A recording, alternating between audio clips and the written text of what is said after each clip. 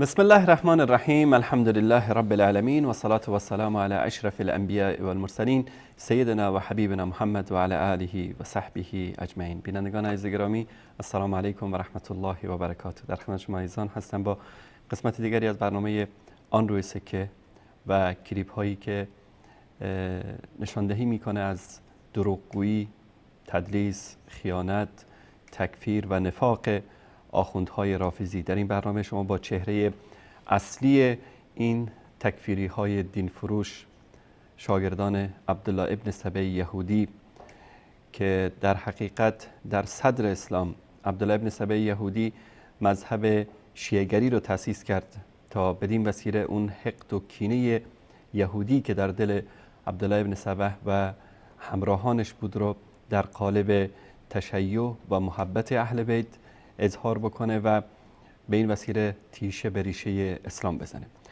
کلیپی که از بیشتر از یک سال به این طرف داره پخش میشه و هرچه که شاگردان آیت الله تکفیری دروغگو، آیت الله اخراجی از مدیریت شبکه ولایت، آیت الله دکتر حسینی قزوینی استاد حوزه و دانشگاه که بیش از 200 کلیپ ایشون در این شبکه پخش شده و غیر از دروغ و تلبیس و خیانت چیز دیگری نبوده، این کلیپ رو همچنان پخش میکنیم در شروع هر برنامه آن روی سکه و شاگردان و هواداران ایشون میتونن تماس بگیرن و اگر دفاعی داشته باشن از این دروغ آیت الله قزوینی میتونن بیان بکنن. گرچه حمید حیدری، علی شریفی، همه اینایی که تماس گرفتن به نمایندگی از آیت الله قزوینی یا شبکه ولایت یا برای دفاع از ایشون تا حالا نتونستن از این دروغ بزرگ این آیت الله تکفیری دروغگو دفاع کنن. با همین کلیپ رو میبینیم، بعد از اون ان شاءالله با ادامه برنامه در خدمت شما عزیزان خواهم بود.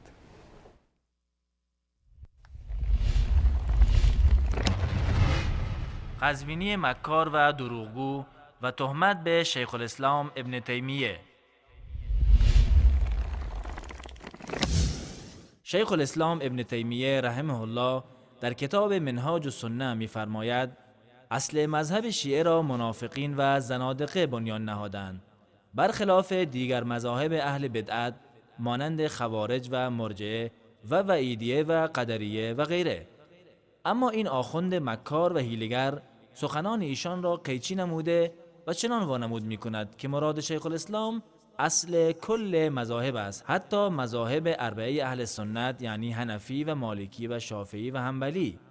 و این در حالی است که شیخ الاسلام ابن تیمیه چند سطر قبل از جمله‌ای که این آخوند می‌خواند رهبران و سران نه تنها مذاهب اربعه بلکه مذاهب اهل بدعت را نیز زندیق و منافق نمی‌خواند، به استثنای رافضیان. با هم این کلیپ را ببینیم. الجزء السادس. آقا تصور کردی جوان عزیز سنی تشریف بردید شما کتابخانه، خلاصه قفسه ها را گشتی، این کتاب را پیدا کردی، جلد ششم پیدا کردی. ببینید اینجا در صفحه 303 ببینید عبارت ابن تیمیه چی عزیز دل من. ما که این دیگه ما که ننوشتیم، ما هم که چاپ نکردیم، تحقیق هم ما نکردیم. این کتاب برای شما عرض کنم در عربستان و سعودی چاپ شده، در 9 جلدم هست. دکتر محمد رشاد سالمم تحقیق کرده از علمای بزرگ اهل سنت. ایشون میاد میگه آقا و اصل المذهب، ریشه مذهب، کاری به شیعه هم نداره، نمیگه مذهب شیعه، مذهب اباضی، کل مذهب، انما ابتدعه زنادقه منافقون. اصلا اصل مذهب را بنیانگذارش ملحدین، زندیق ها و منافقین بودن. مرادشون هم فاسد کردن دین اسلام بوده. بابا اصلا شما مذهب شیعه رو استثناء کنید، زیدی را استثناء کنید، اسماعیلی رو استثناء کنید. آقا بفرمایید آقای جوان حنفی، بفرمایید این حرف آقای ابن تیمیه است نسبت به شما، نسبت به امام اعظم ابو حنیفه.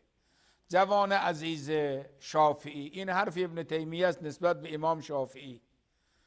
جوان مالکی، این حرف ابن تیمیه است نسبت به امام مالک.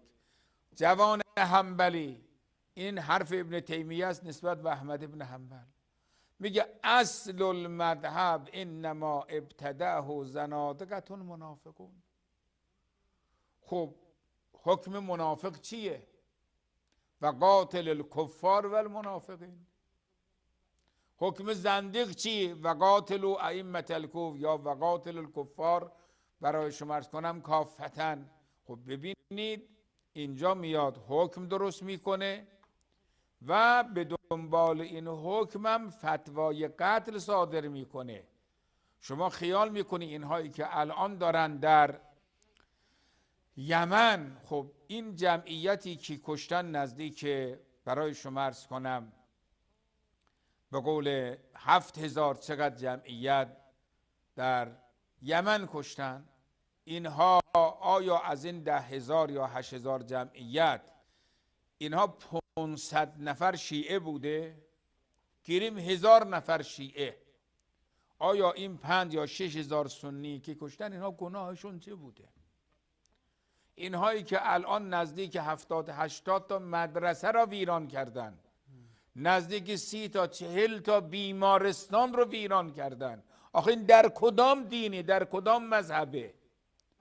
حتی بیمارستان های برای شما عرض کنم بدون مرز را که اصلا اینها رفتن اونجا برای مداوای مجروحین، بیچاره ها، بدبخت ها، خب اینها را برداشتن، اینها نابود کردن. آخه اینها به چه همین فتوا. آقا هر کس وهابی نباشد کافره، هر کس وهابی نباشد منافقه، هر کس وهابی نباشد زندیقه، هر کس وهابی نباشد این مفسد دین هست، باید این بابا نابود بشه.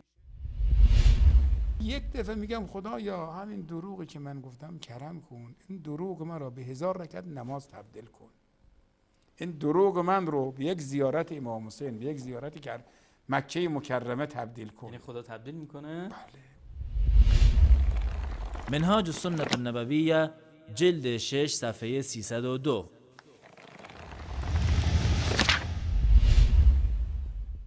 وليس في الطوائف أكثر تكذيبا بالصدق وتصديقا بالكذب من الرافضة، فإن رؤوس مذهبهم وأئمته الذين ابتدعوه وأسسوه كانوا منافقين زنادقة، كما ذكر ذلك عن غير واحد من أهل العلم، وهذا ظاهر لمن تأمله، بخلاف قول الخوارج، فإنه كان عن جهل بالتأول القرآن وغلو في تعظيم الذنوب، وكذلك قول الوعيدية والقدرية كان عن تعظيم الذنوب، وكذلك قول المرجئة كان أصل مقصودهم نفي التكفير عن من صدق الرسل. ولهذا رؤوس المذاهب التي ابتدعوها لم يقل أحد أنهم زنادقة منافقون، بخلاف الرافضة، فإن رؤوسهم كانوا كذلك، مع أن كثيرا منهم ليسوا منافقين ولا كفارا، بل بعضهم له إيمان وعمل صالح، ومنهم من هو مخطئ يغفر له خطاياه، ومنهم من هو صاحب ذنب يرجى له مغفرة الله، لكن الجهل بمعنى القرآن والحديث شامل لهم كلهم، فليس فيهم إمام من أئمة المسلمين في العلم والدين، وأصل المذهب إنما ابتدعه زنادقة منافقون مرادهم إفساد دين الإسلام. در میان فرقه ها هیچ فرقه‌ای مانند روافض راستی را تکذیب و دروغ را تصدیق نمی کنند، چرا که سران و رهبرانی که این مذهب را درست کردند همان گونه که بسیاری از اهل علم گفتند عده‌ای منافق زندیق بودند، و این مسئله برای کسی که بیندیشد واضح و آشکار است، برخلاف خوارج که اساس مذهب آنها از روی جهالت و نادانی به تأویل قرآن و غلو و زیاده‌روی در بزرگ دانستن گناهان بود، و همچنین مشکل وعیدیه و قدریه از روی زیاده‌روی در بزرگ دانستن گناهان بود، و همچنین مرجئه اصل مذهب آنها نفی تکفیر از کسانی بود که دعوت پیامبران را تصدیق کردند. به همین علت کسی رهبرانی که این مذهب را اختراع کردند زندیق و منافق نخوانده است، برخلاف رافضه که رهبرانشان چنین بودند. با وجود این که بسیاری از آنان منافق و کافر نیستند، بلکه برخی از آنان ایمان و عمل صالح دارند و برخی دیگر اشتباهاتی انجام می‌دهند که بخشیده می‌شود و برخی دیگر لغزش‌هایی دارند که امید از خداوند آنان را ببخشاید. اما جهل و نادانی به قرآن و حدیث شامل همه آنان می‌شود و آنان هیچ امامی در میان مسلمانان ندارند و اصل مذهب را عده‌ای زندیق منافق به قصد فاسد کردن دین اسلام ساختند.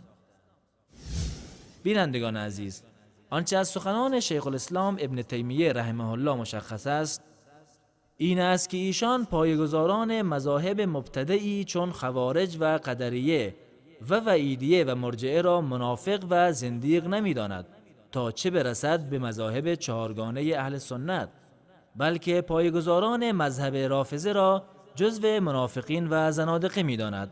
اما آخوند قزوینی طبق عادت دیرینه خود سخنان ایشان را قیچی نموده و چنان وانمود می‌کند که ابن تیمیه ائمه اربعه را منافق و زندیق دانسته و عجیبتر این که بر پایه این اصل دروغی که بنا نهاده نتیجه گیری می‌کند ابن تیمیه فتوای قتل اهل سنت را داده است. به راستی ابلیس بایستی نزد این آخوند تعلیم ببیند. اما دیدگاه شیخ الاسلام ابن تیمیه رحمه الله در مورد ائمه اربعه چیست؟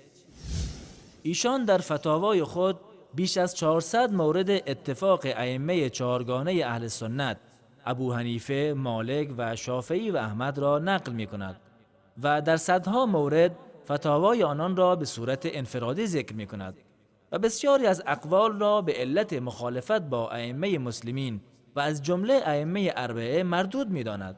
برای مثال در مجموع الفتاوا جلد 7 صفحه 402 می گوید: من رحمة الله بعباده المسلمين أن الأئمة الذين لهم في الأمة لسان صدق مثل الأئمة الأربعة وغيرهم كمالك والثوري والأوزاعي والليث بن سعد وكالشافعي وأحمد وإسحاق وأبي عبيد وأبي حنيفة وأبي يوسف ومحمد كانوا ينكرون على أهل الكلام من الجهمية قولهم في القرآن والإيمان وصفات الرب.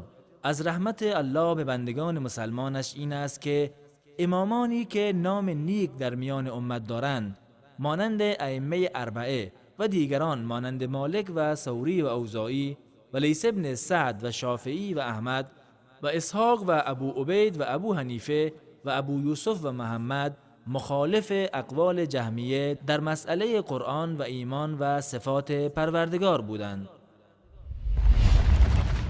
اونی که دروغ میگه معلومه اول ما خلق الله مشکل داره. اینها به طور دروغ میگن، شیطان به دروغ اینها احتیاج داره.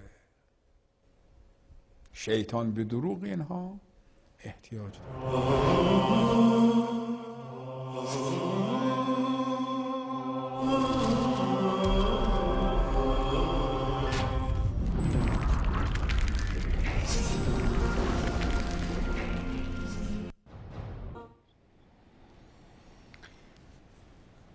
با سلامی دوباره خدمت بینندگان عزیز و گرامی.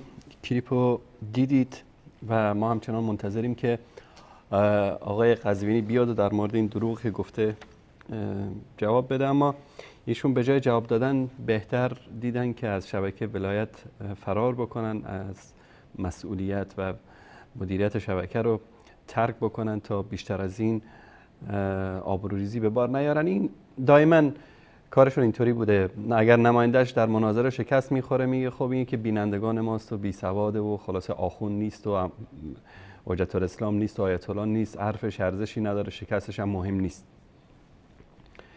اگر آقای تلفنچیشون دکتر حجت الاسلام ابوالقاسمی گند میزنه میگن خب ایشون یک مجری یک برنامه‌ای داره تو شبکه ولایت، حالا مرجع که نیست، آیت الله که نیست، بعدش هم آرام اخراجش میکنن. و الان هم به خاطر اینکه بگن که والله اگر دروغ هم گفته قزوینی خب یک آخوندی، یک آیت الله گوشی افتاده دروغ گفته، به خاطر همین از مسئولیت شبکه ولایت شانه خالی کرد. در صورت این روش آخونداست، همیشه فرار میکنن در مقابل حق. کلیپ بعدی که میخوام خدمتون پخش بکنم ولایت مطلقه از آن الله است. کلیپ شماره 923. این کلیپ رو با هم میبینیم و دوباره برمیگردیم خدمت شما عزیزان. با ما همراه باشید.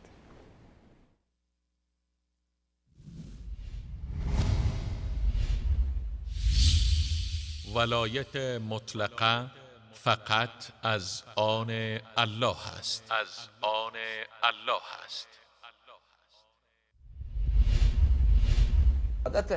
امیر المؤمنین علیه السلام مثل خداوند متعال ولایت داره. امیر المؤمنین علیه السلام مثل خداوند متعال ولایت داره. آخوندهای رافضی اعتقاد دارند که امامان ولایت تکوینی بر جهان دارند و در خلقت و رزق و روزی بندگان و نیز مرگ و زندگی آنان دخل و تصرف دارند. این ادعای باطل در حال بیان می گردد که الله متعال ولایت تکوینی را حتی از پیامبر اکرم صلی الله علیه و آله و سلم نیز نفی می کند، چه رسد به علی رضی الله عنه.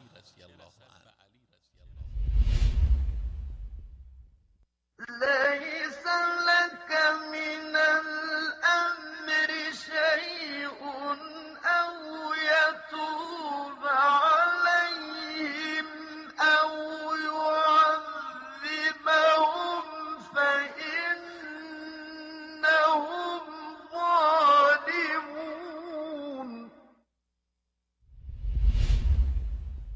هیچ امر از امور به عهده تو نیست، چه الله توبه ایشان را بپذیرد و چه ایشان را عذاب کند. و نیز می‌فرماید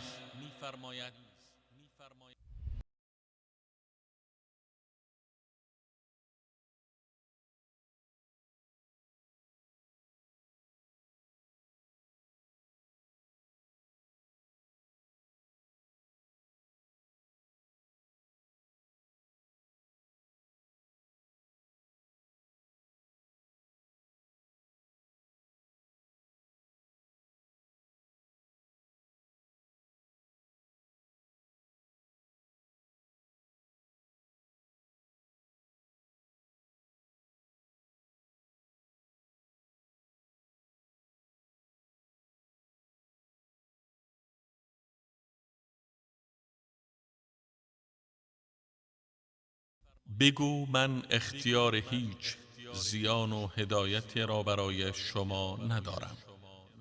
بگو هرگز کسی مرا در برابر الله پناه نمی دهد و هرگز پناهگاه غیر از او نمی یابم.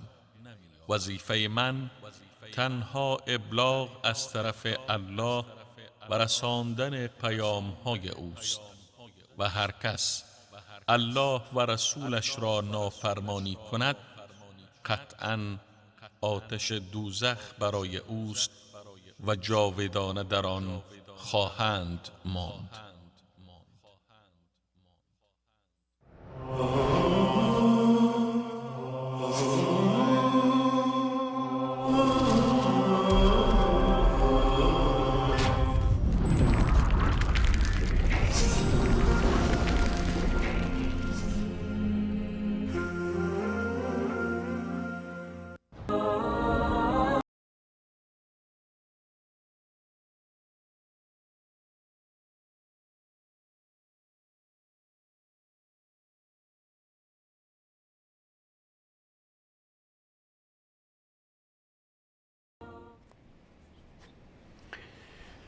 با سلام دوباره خدمت بینندگان عزیز و گرامی. از همین لحظه به بعد شماره تلفن‌های برنامه زیرنویس میشه و شما عزیزان میتونید تماس بگیرید و در مورد موضوعاتی که مطرح شده تا الان در برنامه صحبت بکنید. احمد جان شماره تلفن برنامه رو زیرنویس میکنه و همچنین خوش آمدید میگیم به عزیزانمون در صفحه فیسبوک شبکه جهانی وصال حق که انشالله در طول برنامه نظرات و کامنت های این عزیزان رو هم مثل همیشه در برنامه خواهیم خوند و همچنین دوستانی که میخوان از طریق ایمیل با ما تماس بگیرن، ایمیل live@vesalfa.tv میتونید از طریق این ایمیل هم با ما تماس بگیرید.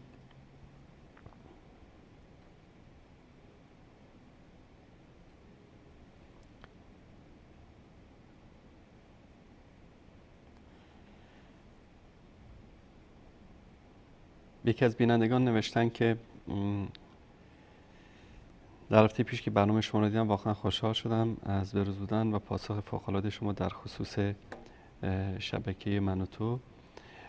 پاسخ شما بسیار کوتاه البته قاطع و مفید بود. من برنامه‌ای از شبکه شما دیدم که در این خصوص ولی هیچ کدام به شیرینی پاسخ شما نبود. استاد عزیز خیلی دوست دارم به برنامه‌تون زنگ بزنم ولی میترسم. میدونید چرا؟ به هر صورت خدا لعنت کند این شبکه‌ها رو که فقط فساد دارن و نظام به اصطلاح اسلامی هم هیچ کاری نمی‌کنه. اصلا نظام اسلامی، نظام ایران اصلا دوست داره همسر این شبکه‌ها باشه تا ملت رو سرگرم بکنن. بیننده گرامی سلام علیکم، بفرمایید.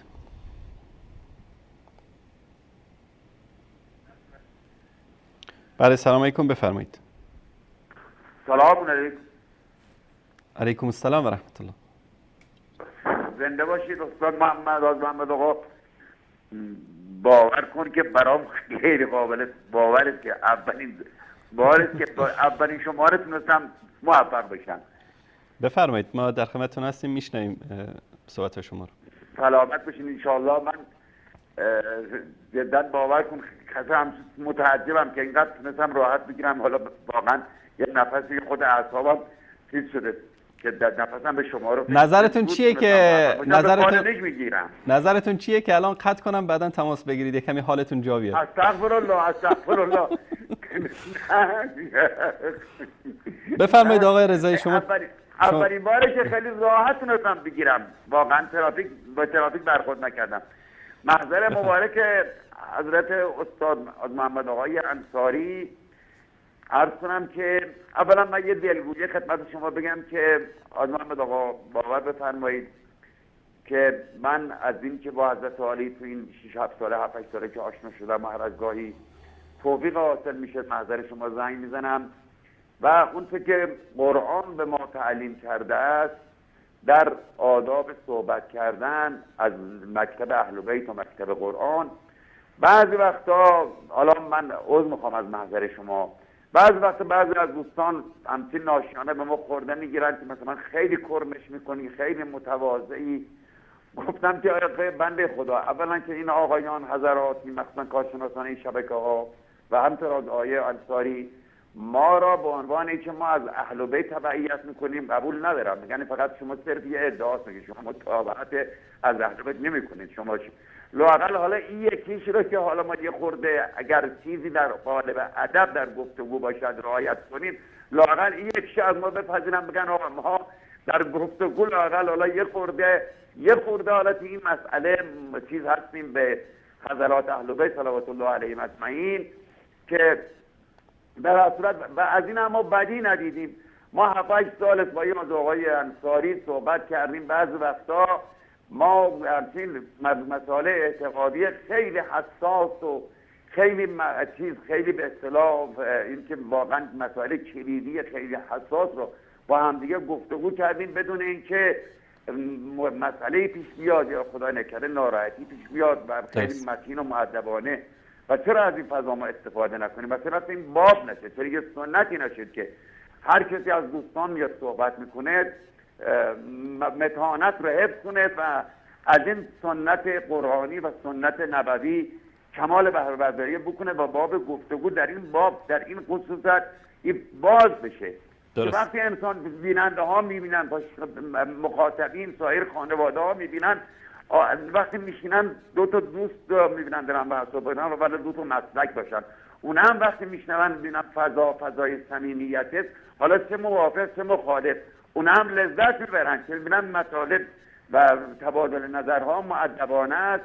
البته از طرف خودم میگم شما که خیلی رعایت میکنید، مثلا به ما ما قابل این هم نبودیم، با اینکه حضرت علی ما رو ندیدیم، ما شما رو میبینیم، سراروی شما رو میبینیم، موی سیاه شما رو میبینیم، سنتون رو میتونیم تشخیص بدیم در چه حدی هستید، اما حضرت علی ما رو ندیدی و همینقدر باور بکنید که مثلا من 60 و چند سالمه، همینقدر از هم باور کرده و به خاطر کهولت سنم واقعا در حدی هم که من در خورش نبودم تا حالا به من سلامت باشید آقای رضایی. بفرمایید اگر صحبتی دارید، مسئله میخواهید مطرح بکنید. من این رو بر خودم لازم میدونستم بگم که و اما به نعمت ربک فحدث کلمت الله هی العلیا.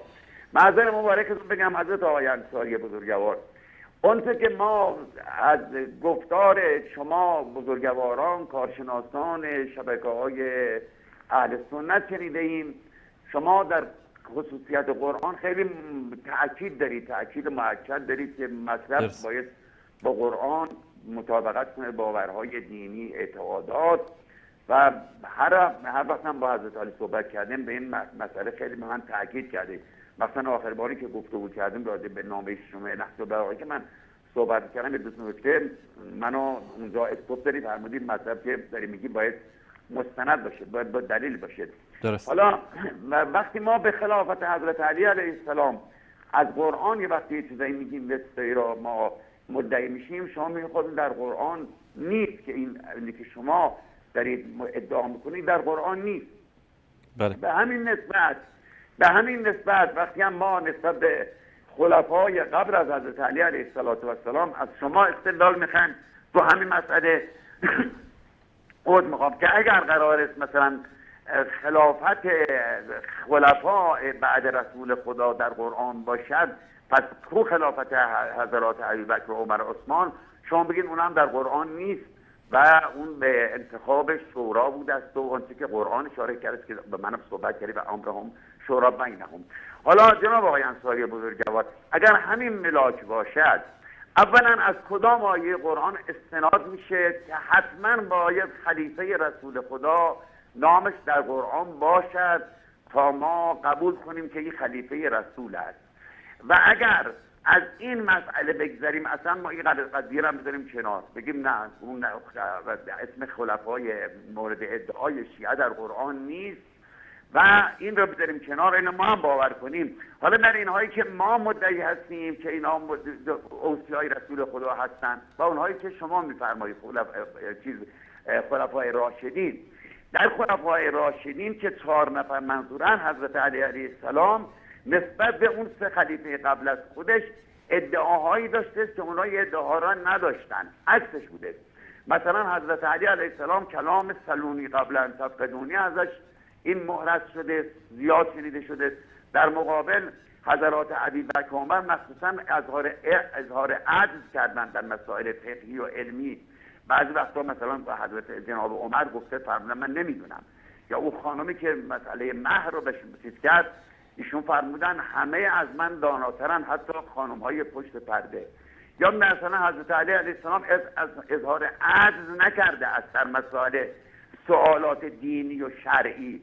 آیا اگر ما این باورمون باشه، یک باور خودم رو میگم که به همین استدلال ما علی ابن ابی طالب را بر آنها ترجیح بدهیم، آیا ما اشتباه کردیم؟ ما به گمراهی رفتیم، یعنی حق کشی کرده ایم؟ و آیا واقعا حضرت علی علیه السلام برتری دارد نسبت به اون خلفای 3 خلیفه قبل از خودش یا ندارد؟ این مقدمه سوالم، اگر اجازه بدید بمونم شما جواب بدید، باز اگر قرار باشه من چیزی رو استدلال کنم. بسیار خوب.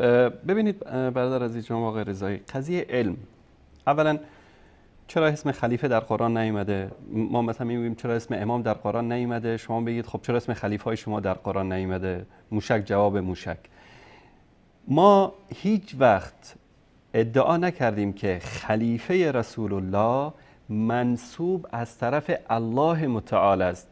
هیچ وقت نگفتیم که خلافت رو کسی قبول نداشته باشه کافر است، مرتد است، جاویدان در آتش دوزخ است. ما صحابی داشتیم که مثلا سعد بن عباده رضی الله تعالی عنه اصلا با حضرت ابوبکر بیعت نکرد، قرار کرد رفت شام، چون میخواست که خلیفه بشه، میخواست خودش به عنوان یک کاندید بود. اما یک نفر بیاد کلا حکومت رو قبول نکنه، حکومت اسلامی رو به عنوان یک اساس و بنیادی که جامعه رو اداره میکنه، شریعت الهی رو نافذ میکنه، اون باز بحث جداگانه است. حالا بعضی خلط میکنن، در فلان کتاب اهل سنت گفته که کسی که خلافت ابوبکر رو قبول نداشته باشه کافر است و فلان است. این به عنوان این نیست که خلافت رو به عنوان یک یعنی نصی از طرف الله سبحانه و تعالی. برعکس شماها که من دیگه لازم نیست نصوص رو نشون بدم از کتاباتون، که امامت رو امتداد نبوت میدونید. دین رسول الله صلی الله علیه وسلم کامل نمیشه الا به امام. پس در صورتی که اعتقاد اینطوری باشه، ما میگیم که شما وقتی میگید که از طرف الله سبحانه و تعالی است، بس باید در قرآن کریم بهش اشاره شده باشه. اما چون ما اعتقاد نداریم که خلافت بعد از رسول الله صلی الله علیه وسلم منصوص از طرف الله سبحانه و تعالی است، اشخاص معینی به عنوان خلفا تعیین شدن که باید از اونها 100% بدون چون و چرا پیروی کرد، به خاطر همین این سوال اصلا سوالی است که فرق میکنه، قیاس مع الفارق است. یعنی ما حق داریم بپرسیم که چرا اسم امامای شما در قرآن نیومده، اما این حق رو نمیدیم که این سوال رو کسی از ما بکنه، چون که ما اصلا اعتقاد نداریم که قضیه خلافت در قرآن کریم ذکر شده باشه یا که منصوص از طرف الله سبحانه و تعالی باشه. وانگهی اعتقاد به اسمت خلفا هم نداریم، اعتقاد به اسمت صحابه هم نداریم، اما شما اعتقاد دارید که ائمه با وحی ارتباط دارن حتی بعد از مرگ رسول الله صلی الله علیه و سلم و اینها معصوم هستن، از طرف خدا تعیین شدن، کسی حق نداره که اینا رو جلو عقب بکنه و هر کسی هم که یکی از اینها رو انکار بکنه کافر و مرتد و جاویدان در آتش دوزخ است که نصوص در این مورد در کتاب‌های شما فراوان یافت میشه. میایم رو قضیه علم. ببینید ما در بین صحابه تواضع داریم. رسول الله صلی الله علیه و سلم در روز عرفه میپرسن ای یوم هذا، امروز چه روزی است؟ صحابه میگن الله و رسول اعلم، الله و رسول بهتر میدانند. کدام ماه هستین؟ همه میدونستن که ماه ذوالحجه است، همه میدونستن که نهم ذوالحجه است، اما گفتن الله و رسولش بهتر میدونند. در کدوم شهر هستیم ما؟ همه میدونستن که در مکه مکرمه، اما گفتن الله و رسول. این ادب و تواضع صحابه بود نسبت به رسول الله صلی الله علیه و سلم و همچنین در بین خودشون این ادب و تواضع رو داشتن. حالا که حضرت عمر رضی الله تعالی عنه امیر مومنان میاد میگه که اگر که مثلا ابوالحسن نمی بود من هلاک میشدم. خب این از تواضعش هست، از این نیست که عمر چیزی نمیدونست، اگر که حضرت علی در کنارش نمی بود عمر هلاک میشد.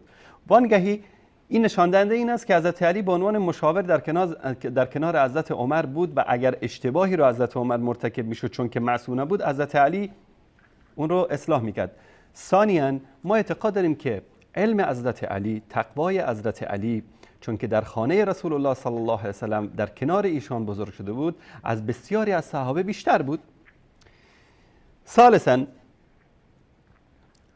از خود حضرت علی در کتاب‌های خود شما روایاتی ثابت شده. شما قضیه حضرت عمر و اون پیرزن رو ذکر کردید، در مورد قضیه مهر بود.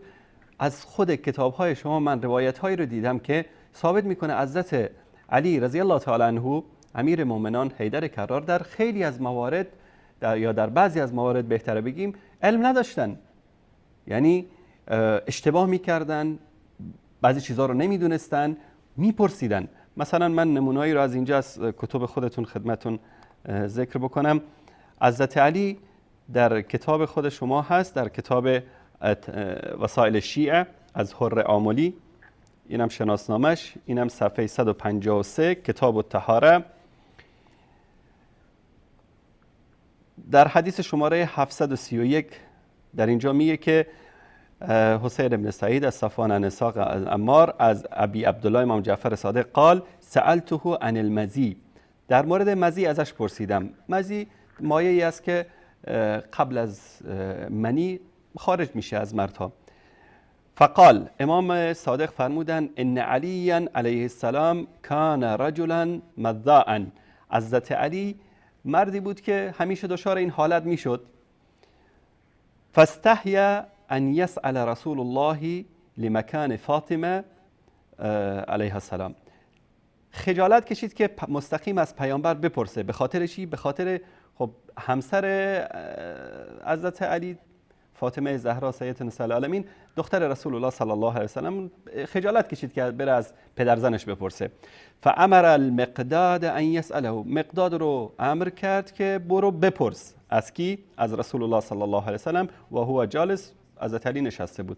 فسأله فقال له النبی صلی الله علیه وسلم لیس بشیء، این رفت پرسید و حضرت پیامبرم فرمودن که چیزی برو لازم نیست، یعنی غسل برو واجب نیست. در صورت خروج منی غسل واجب میشه، در صورت خروج مزی غسل واجب نمیشه.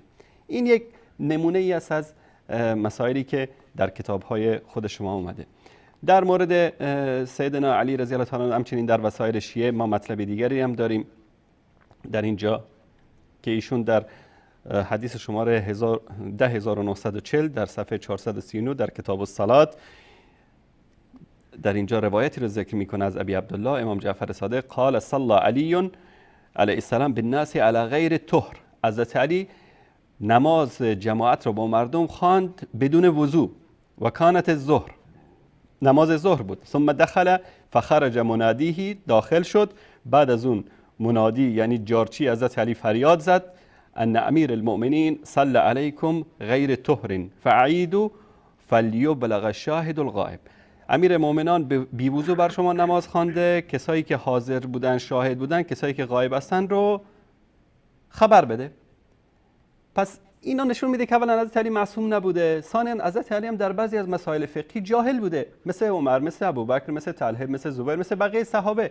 چون که یعنی شیعه امروز میاد ادعا میکنه که اینا علم لدنی داشتن و اینا نمیدونم بحر علم بودن و فلان بودن و این بودن و از طرف خدا با اینها وحی میشد. اینا همه دروغایی است که ساختن. علی مثل عمر، عمر مثل ابوبکر، ابوبکر مثل علی در یک مسئله، یعنی هیچ وقت مثل رسول الله صلی الله علیه و سلم عالم به همه چیز نبودن. حتی رسول الله صلی الله علیه و سلم همه چیز رو نمیدونستن. یسألونک عن الاحله قل، ای پیامبر از تو در مورد میقات ها میپرسن، بگو. کی؟ الله سبحانه و تعالی توسط وحی پیامبر رو خبر میده که به اینا بگو. ما در قرآن کریم خیلی یسألونک عن فلان، یسألونک عن فلان، الله سبحانه و تعالی جواب میده، رسول الله صلی الله علیه و سلم برای مردم بیان میکنه. بفرمایید. بله، خیلی سپاسگزارم، واقعا لطف فرمودید، خیلی جوابای زیبایی دادید، یعنی بابی رو باز کردید که من رو از امشب هر چه تا هفته آینده عمیقم کردی که تو این قضایا خیلی تفحص کنم. اما از همین آخر شروع کنم که ولو اینکه شما میفرمایید که حتی رسول خاتم هم همه چیز رو بلد نبود، اما این رسول خاتم با هر چه هست این استفاده شده از جانب حضرت حق جل شأنه، خدا او رو انتخاب کرده است. در خصوص اون چه که فرمودید در مورد ائمه ما که ما مدعی هستیم، ما میگیم ان الله یصطفی من الملائکته رسل و من الناس، خداوند میفرماد من انتخاب میکنم این چیزا را، خلفا را. و در آیه دیگه میفرماد و جعلنا ائمة یهدون بامرنا، این که میفرماد اینا هدایت میکنند به امرنا، این اتصال رو میرسوند. یعنی کسی که میخواد هدایت کند در پست هدایت باید متصل به امر الهی باشد. امر الهی هم به صورت الهام است یا به صورت وحی. و غیر از انبیا مثلا مادر حضرت عیسی علیه السلام یا زبور اصل رو قرآن میفرماد ما برشون وحی نازل کرده ایم. حالا به چه شکلی بوده است؟ به هر شکلی بوده است. ائمه‌ای که مورد ادعای ما هستن، اینها ما میگیم از جانب حق جل شأنه اینا تغذیه میشدن. یعنی خداوند مطالب دینی رو، مسائلی رو که در مقابل مشکلاتی بوده است، مسائلی بوده است، هر چی بوده است، از جانب حق سوال جواب به مشکلاتی علمی به اینها القا میشده است و اینها بیان میکردن. اما در این که فرمودید که در خصوص تطبیق خلفای راشدین با ائمه ما اهل بیت، ما به این آیه استناد میکنیم که خدای عالم در سوره توبه میفرماد این وعده است از جانب خدای عالم اینطور وعده کرده است که وعد الله الذین آمنوا منکم و عملوا الصالحات لیستخلفنهم کما استخلف الذین من قبلهم.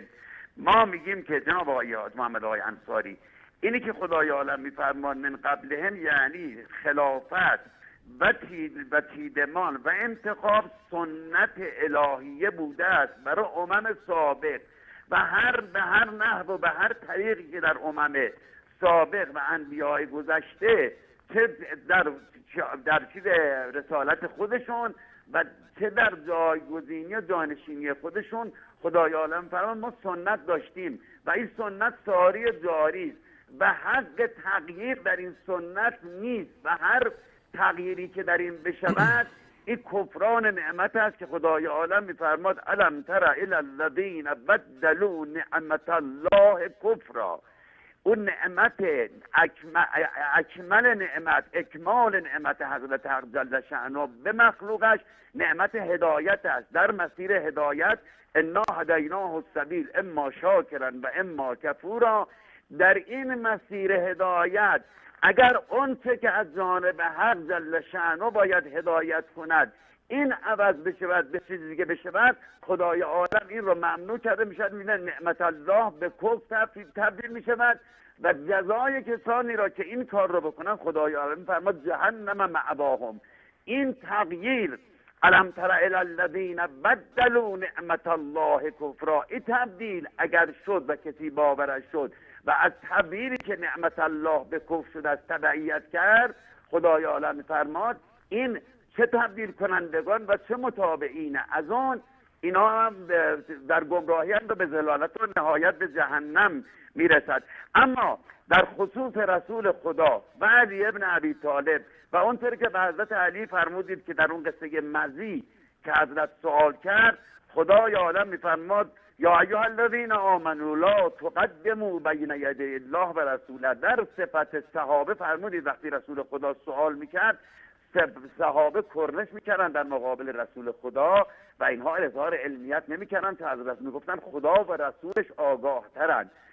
اونجا حالا به چه محوی بوده است که حضرت علی علیه السلام از عمار یاسر فرموده است این مسئله را، حالا از کجا که خود عمار از حضرت سوال نکرده یا علی جواب این مسئله چه میشود و یحتمل احتمالش، حالا احتمالش که میشه به احتمال داد که حضرت فرموده باشد که از رسول خدا بپرسیم که لا تقدموا بین یدی الله و رسوله هم به این آیه شریفه عمل کرده باشیم و از رسول خدا جواب این سوال را بپرسیم. اما جناب آقای انصاری بزرگوار اون چه که غیر قابل انکار است حضرت علی علیه السلام در مسائل دینی این مصداق اتم علم رسول خداست. انا مدینة العلم و علی بابها و در کل عالم وجود بعد از ذات حضرت احدیت احدی را نمیشه به عالم بودن با رسول خدا قیاس کرد. تشکر آقای رضایی. رسول خدا تشکر از شما. فکر کنم که همه مسائل رو مطرح کردید. من از همین آخر شروع بکنم.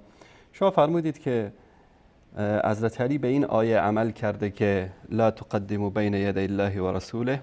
من این آیه رو خدمت شما بیارم. ببینید این آیه دلالت بر این میکنه که در مجلس رسول الله صلی الله علیه و آله و سلم وقتی که الله و رسولش سخنانش بیان میشه کسانی که در آنجا حضور دارن حق ندارند که اظهار نظر بکنن. اولا. ثانیاً اگر در مسئله الله و رسولش حکمی رو صادر کرده باشه در اون مسئله حق نداره که بیاد کسی در اونجا نظر بده. اما اینجا از امام جعفر صادق وقتی که من این روایت رو خدمت شما خوندم ایشون در اینجا صراحت دارن که ببینید روایت رو یک بار دیگه مرور میکنیم. در اینجا نه این روایت در مورد نماز ایشون هست، روایت حکم مزی را نمیداند. بله اینجاست. در اینجا میگه که حضرت علی مردی بود که مبتلا به مزی میشد، خجالت کشید که از رسول الله بپرسد. یعنی چی؟ یعنی حکم نازل شده بوده در این مورد، مردم میدونستن، حضرت علی خجالت میکشیده چون که نمیدونسته این حکم و خجالت میکشیده که مستقیما از رسول الله بپرسه. به خاطر چی؟ دلیلش هم فقط این بوده که به خاطر فاطمه که دختر رسول الله صلی الله علیه و سلم بود مقداد را امر میکنه که بره بپرسه. ببینید آیا حضرت علی نمیدونست که الله سبحانه و تعالی در قرآن گفته فاسألوا اهل الذکر ان کنتم لا تعلمون؟ از علما، از کسانی که اهل قرآن هستن، اهل دین هستن، اهل ذکر هستن، از اونا بپرسید اگر نمیدانید. اولا حضرت علی به این آیه عمل کرد و از رسول الله پرسید، چون که در اینجا علم نداشت، جاهل بود به این مسئله. خیلی عادی است، یعنی مثل قضیه مهر که حضرت عمر این جاهل بود به این مسئله، نمیدونست. یک زنی بهش تذکر داد که نه در قرآن کریم این مسئله اومده و قضیه اینطوری است. حضرت عمر هم قبول کرد. پس حضرت علی در این مسئله نمیدانست.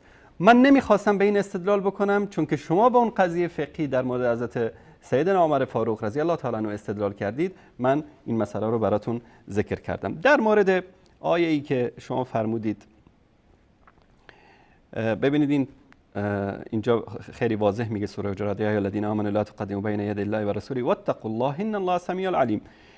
اینجا قضیه یعنی وقتی حکمی از جانب الله و رسولش نازل میشه، انسان نباید که در اونجا حکمی را از پیش خودش اجرا بکنه، یا اینکه اگر در حضور رسول الله صلی الله علیه و سلم بودید و پیامبر صلی الله علیه و سلم صحبت میکردن، شما نباید که پیش دستی بکنید یا نظر بدید، یا اینکه بعد از وفات رسول الله صلی الله علیه و سلم اگر در مجلس حدیث پیامبر صلی الله علیه و سلم ذکر میشه، همه باید بگن سمعا و طاعتا.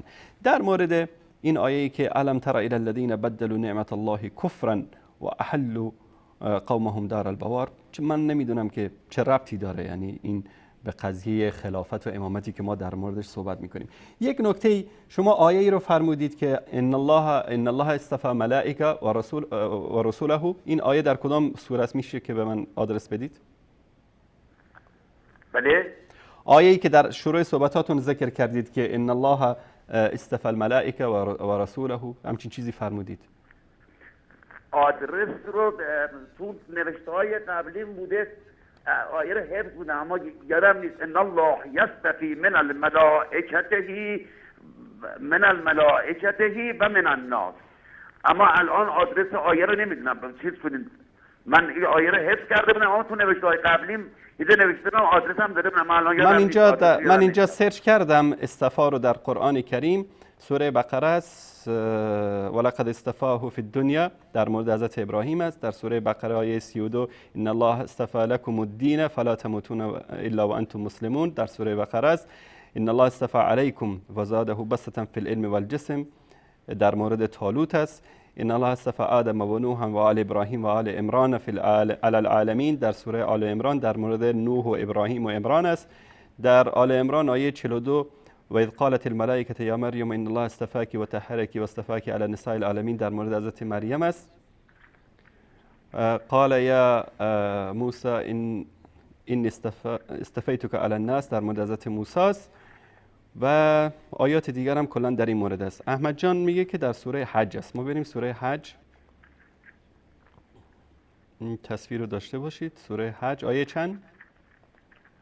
آیه 75. ان الله یستفی من الملائکه رسلا و من الناس ان الله سمیع بصیر. این در مورد رسول است، ربطی به بقیه نداره. الله سبحانه و تعالی از بین فرشتگان رسولانی را برمیگزیند و نیز از بین مردم. رسول یعنی کسی که از جانب الله سبحانه و تعالی پیام را برای مردم میرسانه. ما ملائکه مثلا حضرت جبرئیل یکی از رسولان الهی است که وحی الهی رو به پیامبران میرسانه، و رسولانی که از بین ناس هم انتخاب شدن، از بین مردم هم انتخاب شدن، از آدم تا خاتم علیهم افضل الصلاة و السلام. پس ربطی به قضیه امامت و بقیه مردم نداره.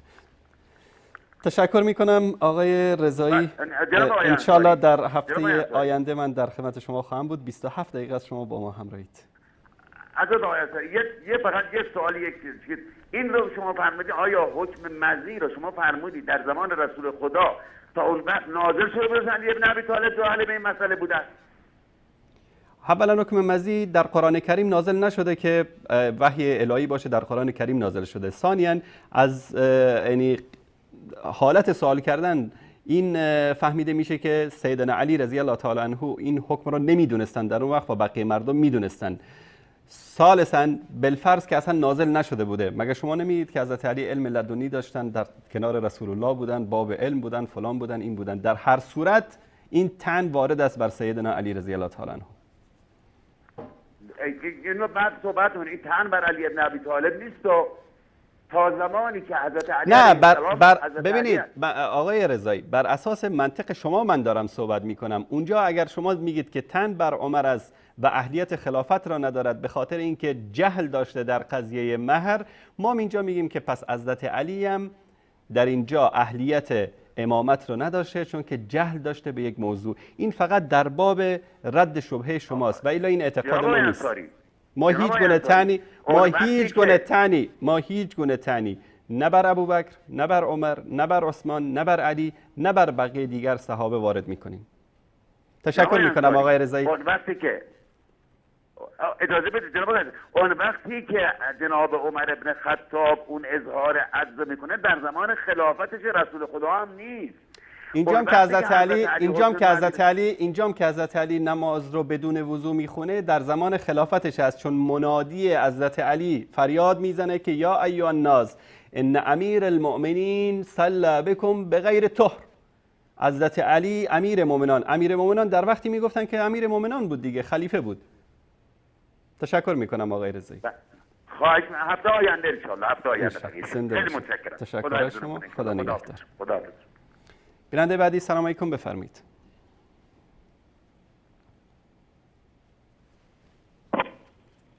سلام علیکم، بفرمایید. الو سلام علیکم، خسته نباشید. سلامت باشید. خودتون رو معرفی کنید، از کجا تماس میگیرید؟ من رضا هستم از اصفهان. آقای انصاری، حال شما خوبه؟ آقای رضا از اصفهان. آقای انصاری، من فقط می‌خواستم ببینم شما به چه دلیل میگید این عقیده شیعیانه که خداوند به واسطه اهل بیت بلا رو از آنها دور میکنه، شرکه؟ به چه دلیل؟ شما به چه دلیل همچین اعتقادی رو دارید؟ ببینید کسی که یک عقیده ای داره اون باید، میگن البینه علی المدعی، یعنی کسی که ادعا میکنه باید دلیل بیاره. آقای انصاری، شما میگید این شرکه به واسطه اهل بیت، خداوند به واسطه اهل بیت بلا رو از اونها دور میکنه، این شرکه. به چه دلیل میگید؟ چون که همه چیز در حیطه و قدرت الله سبحانه و تعالی است. خب الان به نظر شما خود مولوی عبدالحمید مشرکه که گفته بلای زاهدان به خاطر مولوی عبدالعزیز بوده؟ ببینید این بلای یعنی مولوی عبدالعزیز بلا آورده در زاهدان یا الله سبحانه و تعالی بلا رو آورده؟ یک لحظه خلط نکنید. ببینید الان شما اومدید یک بچه یتیم بیگناهی رو مثلا کتک زدید، کشتید، اذیتش کردید، شکنجهش کردید، بلایی بر شما نازل شد. من چی میگم؟ این بلایی که بر تو نازل شد به خاطر این بود که تو اذیت کردی این بچه رو. این بلا از طرف کی نازل شد؟ از طرف اون بچه یتیم؟ نه، از طرف الله سبحانه و تعالی. خلط نکنید بین دو موضوع. شما میگید که صاحب اختیار میگه به خاطر نگفته. آقای محترم اگر صداشو دارید بگذارید، اگر نصی در کتابی است بخونید که گفته باشه این بلا رو مولوی عبدالعزیز آورد. گفته؟ آقای انصاری شما متوجه نیستی من چی میگم؟ میگم مولوی عبدالحمید. آقای رضا من ازتون مدرک خواستم. آقای رضا من ازتون مدرک خواستم. صدا دارید پخش کنید. بله. صدا دارید پخش کنید. احسن. خب اول شما بگید این صدا دارید پخش کنید، بعد از اون صحبت میکنیم. صدا دارید پخش کنید، بعد از اون اول بگو شرک هست، این عقیده شرک هست یا نیست؟ کسی که اعتقاد داشته باشه که غیر الله سبحانه و تعالی تصرفی در کائنات داره، این انسان مشرک است. خب احسن، یعنی میخواد نه یک لحظه. ببین آقای محترم، شیعه بازی در نیار، دروغ نگو. اول صدایی اگر داری پخش بکن. صفحه‌ای از کتاب این تالیف ایشون هست، بخون. بسم الله. داری یا نه؟ از برای خدا خجالت نمیکشید؟ خودتون شیعه علی میگید و دروغ، تلبیس، خیانت. از برای خدا علی خائن نبود، علی دروغگو نبود. ننگ و عار باد بر شما که خودتون رو پیروان علی میگید. وقتی یک چیز رو ادعا میکنی دلیل بیار. دلیل نداری، خیلی متاسفم برات. بیننده بعدی سلام علیکم، بفرمایید.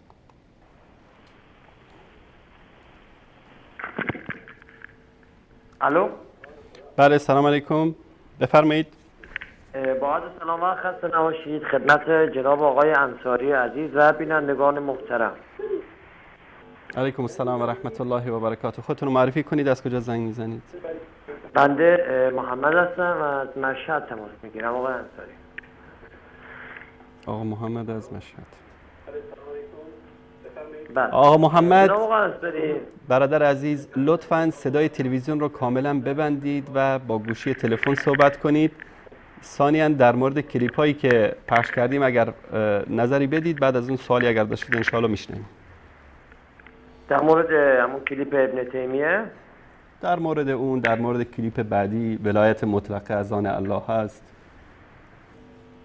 بله. ببینین جناب آقای ابن تیمیه ایشون میفرمایند که انا شافعی الشرع اشعری الاعتقاد قلنا له هذا من الاسداد لا بل من الاعتداد. هر کس بگوید من در فقه شافعی هستم و از نظر کلامی اشعری هستم، اینها ممکن نیست و ضد هم هستم، بلکه هر کس چنین اعتقادی داشته باشد مرتد هست. مجموع فتاوای ابن تیمیه جلد 4 صفحه 106. الان تمام بخونید. شافعیان این مطلب رو از اول بخونید.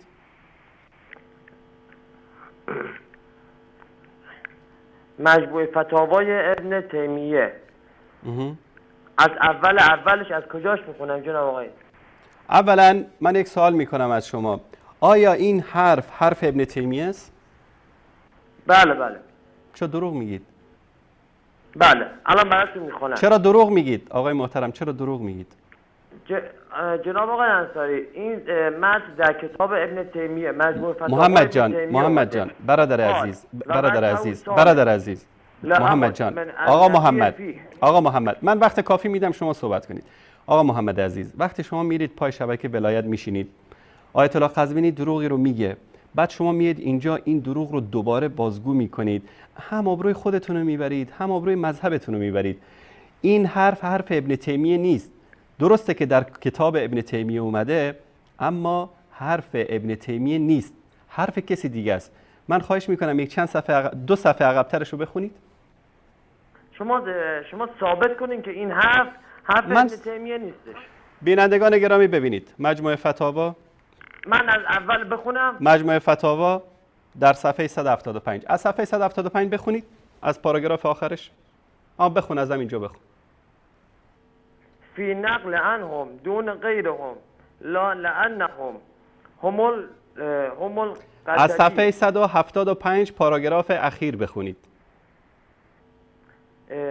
جناب آقای انصاری، من این پاراگرافی که الان در دستم هستش، خب مشکل همینه آقای محترم، مشکل همینه که آقای قزوینی یک قسمتی از یک نصی رو از یک کتابی میاره، ما قبل و ما بعدش رو نمیخونه. محمد جان گوش کن. محمد جان الان جوابتو میدم، گوش کن. محمد آقای گل، آقای قزوینی و شبکه ولایت یک قسمتی رو از یک جا میگیرن، ما قبل و ما بعدش رو نمیخونن، میگن آقا این حرف فلانی بوده. من الان خدمتتون نشون میدم تا که مشکل شما حل بشه. دوستان عزیز، مجموعه فتاوای شیخ الاسلام ابن تیمیه صفحه 175. گوش کنید. پاراگراف آخر صفحه 175 در اینجا میگه و من ذلک، اقوال رو در مورد کسایی که تعصب و اینجور چیزا دارن در مورد مذاهب ذکر میکنه. و از جمله این اقوال ما ذکره شیخ الحرمین که ابوالحسن محمد ابن عبدالملک الکرجی یا کرجی، که این انسان در کتاب خودش که الفصول فی الاصول عن الائمة الفحول الزاما لذوی البدع والفضول، اینها ایشون کتابی داشته ابوالحسن محمد ابن عبدالملک کرجی یا کرجی که این اسم کتابش این بوده. و کان من الائمة الشافعیه، ایشون هم از امامان مذهب شافعی بوده. ایشون مطلبی طولانی عرض میکنن در اینجا، این هم صفحه 176، مطالب طولانی است، مورد بحث ما نیست.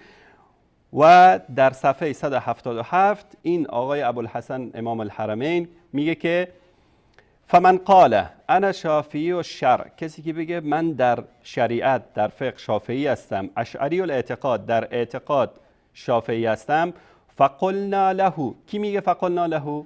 این امام ابوالحسن شافعی میگه هذا من الازداد، این از ازداد است، یعنی از تناقضات است. لا بل من الارتداد، بلکه این ارتداد است. ارتداد از چی است؟ ارتداد از مذهب. دلیلش هم چی است؟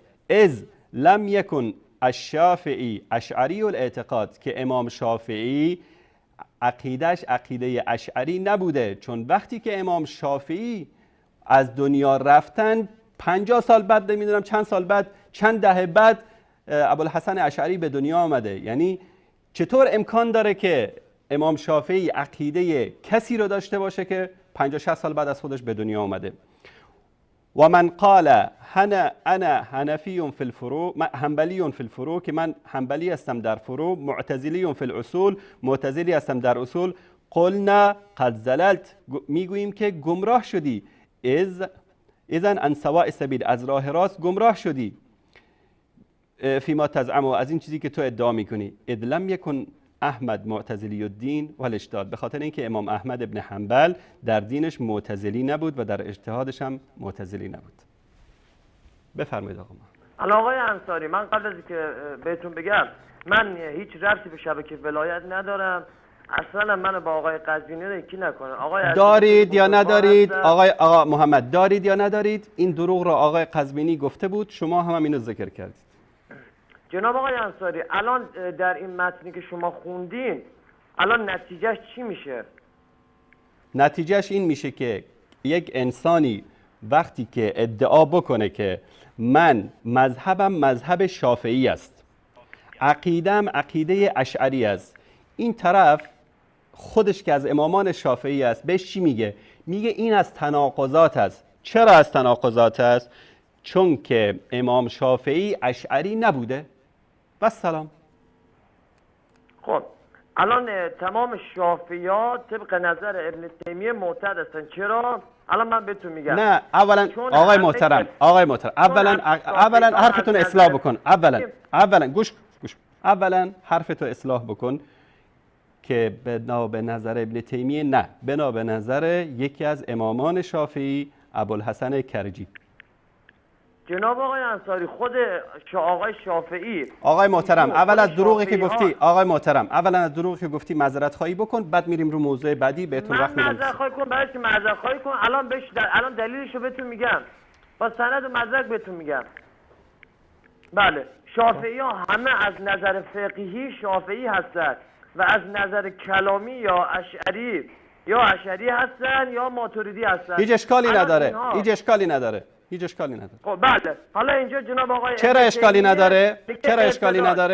اشکالی نداره؟ جوابتو نقد بشنو. چون که امام اشعری، ابوالحسن اشعری، در اعتقادش 3 مرحله داشته. مرحله اول مرحله اعتزال بوده، مرحله دوم مرحله انکار بوده، مرحله سوم عقیدهش عقیده سلف صالحین و عقیده سلفی بوده. پس هر کسی اگر امروز بگه که من در عقیده اشعری هستم، هیچ اشکالی نداره. اما اون عقیده‌ای که بر اون امام ابوالحسن اشعری از دنیا رفته، اما اگر اون عقیده اعتزال و عقیده انکار اسماء و صفات رو بکنه، بهش میگیم که گمراه شدی، مرتد شدی، کافر شدی، اصلا خودتو به مذهب امام شافعی نسبت نده. ثانیاً، امام شافعی میدونید در کدام سال به دنیا آمده؟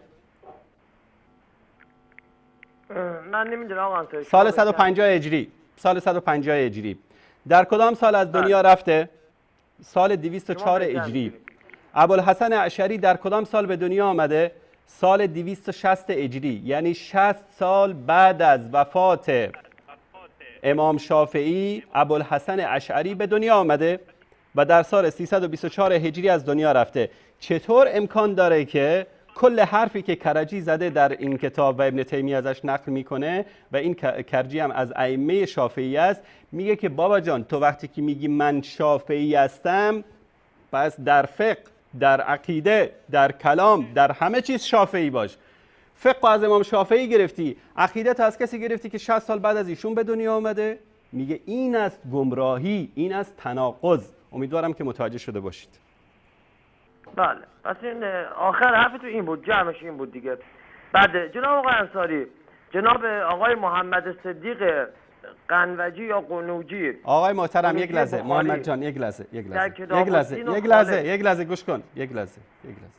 الان شما متوجه شدی که این مطلبی که نقل کردی از ابن تیمیه نبوده، دروغ بستید بهشون؟ من دروغ نبستم. من خب تشکر میکنم. تو که دروغ نبستی، بینندگان شاهدن. خجالت بکشید یک کمی، میرید سایت ولیعصر رو نگاه میکنید، شبکه قزوینی رو نگاه میکنید، دروغ رو که قزوینی و ابوالقاسمی و غیره دار و دستش میگه، میاد اینجا اینقدر پررو هستید که میگید که دروغ نگفتید. از برای خدا شرم خوب چیزی است. والله رسول الله صلی الله علیه و سلم راست فرمودن که اذا لم تستحی فاصنع ما شئت، اگر خجالت نمیکشی هر چیزی که دلت میخواد انجام بده. اما در مورد ابوالحسن اشعری من یک مطلبی رو اینجا خدمت شما عزیزان بیان بکنم، چون مهم است. اینجا ابوالحسن اشعری گفتیم 3 مرحله داشت در زندگی خودشون. مرحله اول گفتیم مرحله اعتزال بود، بعد از اون انکار بعضی از اسماء و صفات بود، بعد از اونم ایشون به عقیده سلف صالح از دنیا رفتن. من از طبقات شافعیین این کتاب طبقات شافعیه از ابن کثیر، اینم آدرسش در اینجا در صفحه 205. الشیخ ابوالحسن الاشعری ایشون 3 حالت داشتن.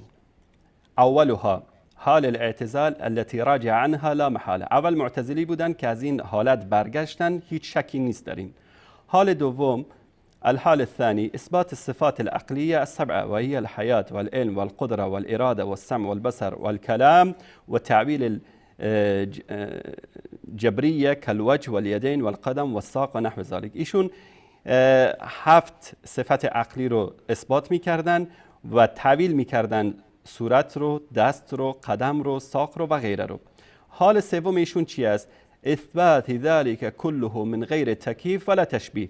همه اینها رو اثبات میکردن برای الله سبحانه و تعالی بدون کیفیت و بدون تشبیه، جریا علی منوال السلف، بنابر عقیده سلف امت، و هی طریقته فی الابانه التي صنفها آخرا. این طریقه و روش ایشون بوده در کتاب الابانه که در آخر عمرشون این کتاب رو نوشتن. شرح القاضی باقلانی، که قاضی باقلانی هم چیکار کرده؟ این کتاب رو شرح کرده. این در مورد ابوالحسن اشعری. همین مطلب رو نگن که از یک مصدر آوردید، از این کتاب رو هم خدمت شما نشون میدم. اتحاف الساده المتقین به شرح احیای علوم الدین. این شرح کتاب احیای علوم الدین است که در جزء 3 در صفحه 4 دقیقاً همین مطلب رو در اینجا آورده که امام الشیخ ابوالحسن الاشعری 3 احوال، ایشون 3 حالت داشت. دقیقاً همون مطلبی رو که در اونجا خدمت شما عزیزان خوندیم که در آخر عمرشون همه چیز رو اثبات میکرد برای الله سبحانه و تعالی من غیر تکییف ولا تشبیه، جریا علی منوال السلف، مانند عقیده سلف صالح. امام ابوالحسن اشعری بنابر مدارکی که ما از کتاب‌های مختلف داریم بر عقیده سلف صالح از دنیا رفته. این مجموعه فتاوای شیخ الاسلام ابن تیمیه صفحه بعدش در اینجا همین مطلب رو ایشون در اینجا تایید میکنه. و الاشعریه الذين ينفون الصفات الخبريه و اما من قال منهم بكتاب الابانه الذي صنف الاشعري في آخر عمره. کتاب ابانه کتابی که اشعری در آخر عمرش تصنیف کرده. ولم يظهر مقاله تناقض ذلك، و اون حرفایی که اول داشته اون چیزها رو رد کرده. فهذا يعد من اهل السنه، ایشون از جمله اهل سنت محسوب میشن. پس کسی هم اگر امروز بنابر اعتقاد ابوالحسن اشعری در آخر عمرش بگه که من عقیده ما از حسن اشعری میگیرم، ابوالحسن اشعری هم همون عقیده رو داشته که امام شافعی داشته. اما عده‌ای متعصب اگر بیان همون مرحله اول یا مرحله دوم که بیشتر مرحله دوم رو متابعت میکنن، به این انسان میگیم که ضال هستی، گمراه هستی، از راه حق منحرف شدی.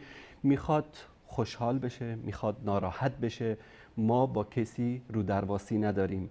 تعصب ما بر الله و رسولش و دین مبین اسلام است. به اشخاص تعصب نداریم. خود امام شافعی میگه که اگر هر سخن من را مخالف قال الله و قال رسول یافتید بزنید به دیوار.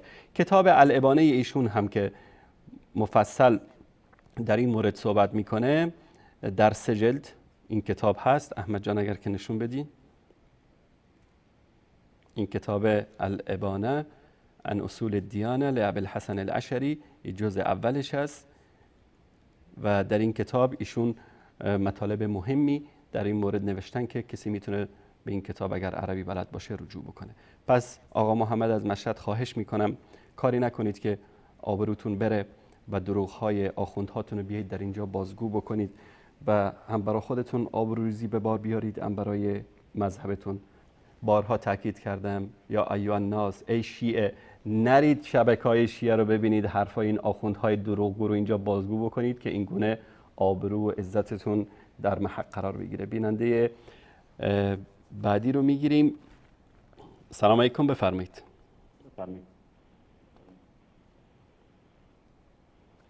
سلام علیکم، بفرمایید. تماس بعدی. سلام علیکم، بفرمایید. سلام آقای عزیز، شب بخیر. علیکم السلام و رحمت الله و برکاته. ابو اسماء هم از عراق. ابو اسماء عزیز بفرمایید. قربان شما یک حوصله داری، یک صبری داری برای اینا که من آقای رضایی واقعا خیلی زیرک هستی. اگر مجال بتوید آقای انصاری شما تا نهایت برنامه حرف میزنی، ولی رضای دیگر شما تو را به خدا خجالت نمیکشین. وقتی دروغ میگی مگر نمیدونی آقای انصاری کامپیوتر دارد، هر حرفی بزنی منوتور دارد، کشفت میکند، چرا حضور خواهی نمیکنی؟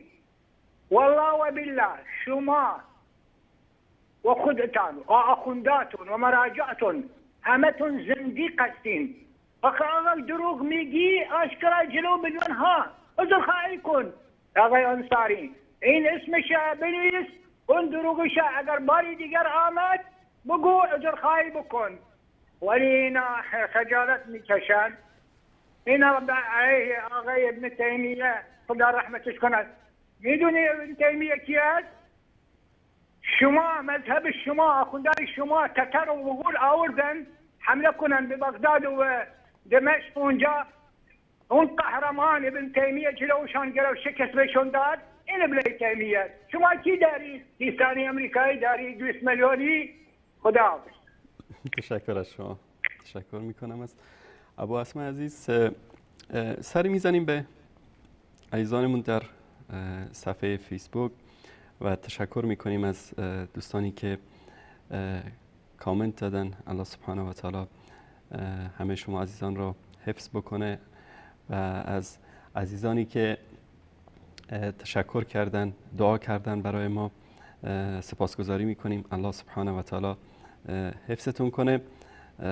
سنایی سدید برادر عزیز، نوید احمد، یحیی محمدی، عزیز هوتک، ادریس، محمد ابراهیم امینی، عبدالقیوم کریمی، احمد و همه عزیزانی که از ماجد برادر عزیز، از علاءالدین سفری، از زینالدین زعین، از عبدالخالق، از مومنی برادر عزیز، از آقای اسلامی، از ملاخیل. ایشون نوشتن که صاحبان شبکه محترم وصال، اگر شما یک پروگرام به زبان پشتو هم داشتید برادران پشتو هم استفاده می‌کردم بسیار خوب بود. والا ملاخیل برادر عزیز، ما چند ساله از زمان تأسیس شبکه وصال حق گفتیم ای برادران پشتو زبان بیایید یک شبکه به زبان پشتو تأسیس بکنیم. حقیقت این شیعیانی که امروز حتی کتاباشون و خزعبلات و خرافاتشون به زبان پشتو هم ترجمه شده و بعضیا در بعضی از مناطق، حتی در من شنیدم در جلال آباد و خوست و در بعضی از این مناطق بعضیا شیعه شدن حتی و بعضیاشون حتی به مناصب بزرگ دولتی هم رسیدن.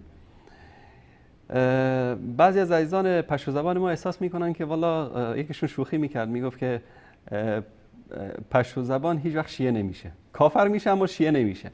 اما این شبهات علی کل حال تاثیر داره در اذهان مردم و اگر عزیزان ما با ما همکاری بکنن که بتونیم حتی ولو اینکه در یک شبکه یوتیوب درست بکنیم و برنامه‌هایی به زبان پشتو داشته باشیم، از علما و دعوتگران پشتو زبان تقاضا می‌کنیم که در این راه با ما همکاری بکنن. من از همه، از وحید آقا، از نصیر برادر عزیز، از عبدالله، از همه عزیزان، از روح الله، از همه شما بزرگواران تشکر میکنم. الله سبحانه و تعالی حفظتون کنه. انشالله در لابلای برنامه باز هم سری به صفحه فیسبوک شبکه خواهیم زد. بیننده بعدی سلام علیکم، بفرمایید.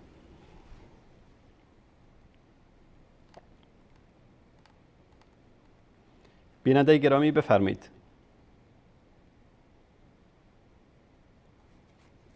تماس بعدی سلام علیکم، بفرمایید.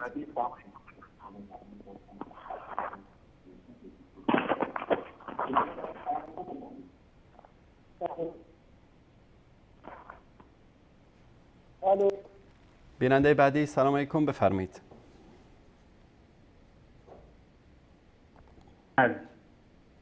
بله بفرمایید.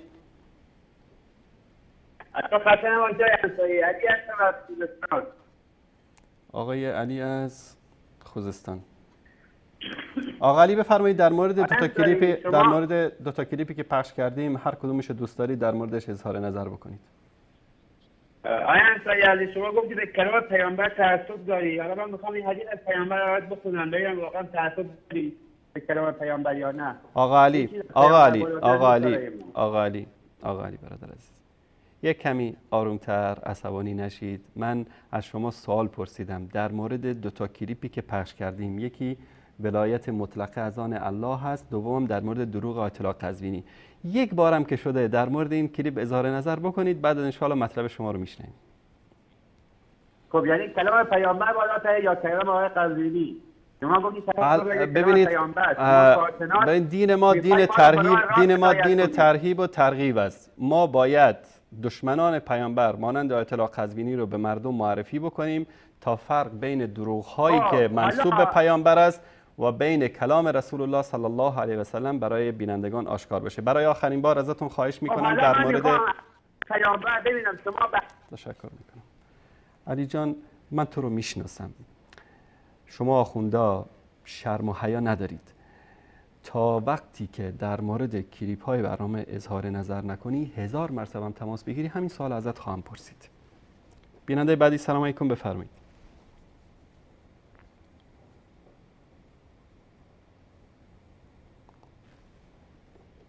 تماس بعدی سلام علیکم، بفرمایید.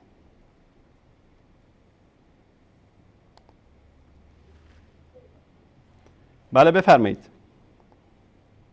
سلام علیکم. علیکم السلام و رحمت الله و برکاته. عارف هستم از خمین. خوبی های انصاری؟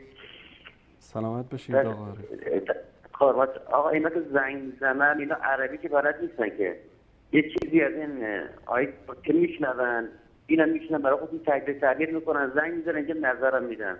باور کنن که یکی از کتاب‌های تفنن خونده باشن و بفهمن چی توش نوشته شده. کاملا. یا اگه اینا مولانا رو بشناسن، عبدالحمید اصلا همچه حرفی نمیزنن. ایشون بسیار بزرگواری که اصلا ذکر و ذکر با این فرق میکنه. متاسفانه میگم اینا تحت تاثیر این شبکه کلمه قرار میگیرن. شبکه قزوینی چی اسم شبکهش میزنن میشینن چهار گوش کنن میزنن میذارن اینجا و میخوان اینو مثلا اثبات کنن، وگرنه اصلا اون صداش مشخصه که تو عمرش کتاب نخونده.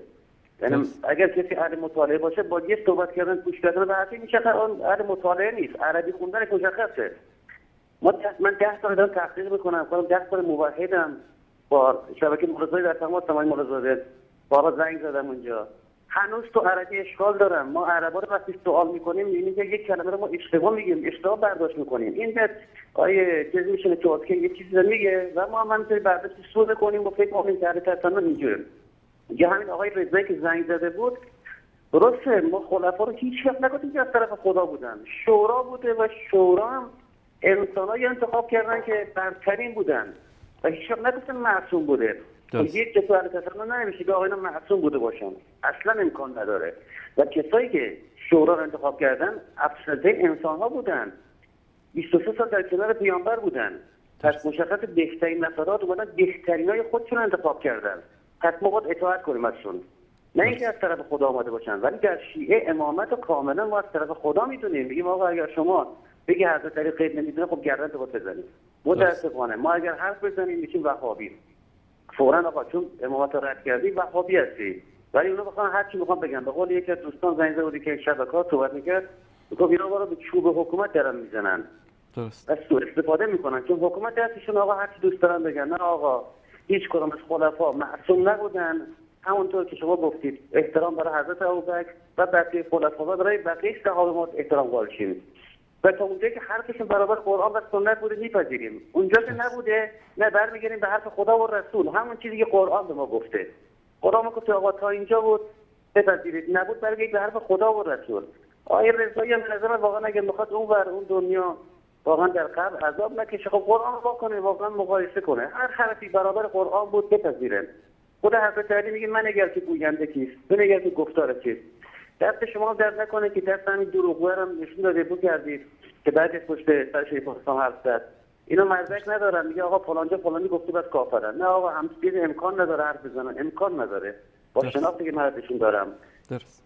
دست شما هم درد نکنه. ممنون از برنامه خوبتون، ان شاءالله که خداوند اجرتون بده. سلامت باشید. تشکر از شما. خدا نگهدارتون. بیننده بعدی سلام علیکم، بفرمایید. الو آقای انصاری، تشریف می‌دید؟ آقا علی بزرگوار، برادر عزیز، ببین سر صدا نکن. من ازت خواهش کردم جلوی میلیون ها بیننده در مورد 2 تا کلیپی که ما پخش کردیم هر کدومش شما دوست دارید انتخاب بکنید، در موردش صحبت بکنید. اگر در مورد این کلیپ صحبت کردید، بعد از اون هر سوالی داشته باشید من حاضرم پاسخ بدم. من از شما خواهش کردم که از طرف پیامبر تشکر میکنم. گفتم 1000 بارم زنگ بزنی، الان 2 تا شد. یعنی 998 بار دیگه هم زنگ بزنی تا جواب سوال من رو ندی، من نمیذارم صحبت بکنید. شما آخوندا غیر از دروغگویی کاری دیگه ندارید. حالا می چی کار میکنی؟ مثل اون یکی بیچاره از مشهد، یک دروغ رو میاری از یک کتابی مطرح میکنی، من بعد اینجا بشینم نیم ساعت دیگه پاسخ بدم تا این شبهه در اذهان بینندگان برطرف بشه. و با این کارتون میخواید وقت برنامه رو بگیرید. همه خط‌ها پره، بینندگان زیادی پشت خط هستن، دوست دارن صحبت بکنن. آقا علی خواهش میکنم آدم شو، سوال منو پاسخ بده، بعد از اون انشاءالله من به تو وقت میدم که شبهه خودتو مطرح کنی. بیننده بعدی سلام علیکم، بفرمایید.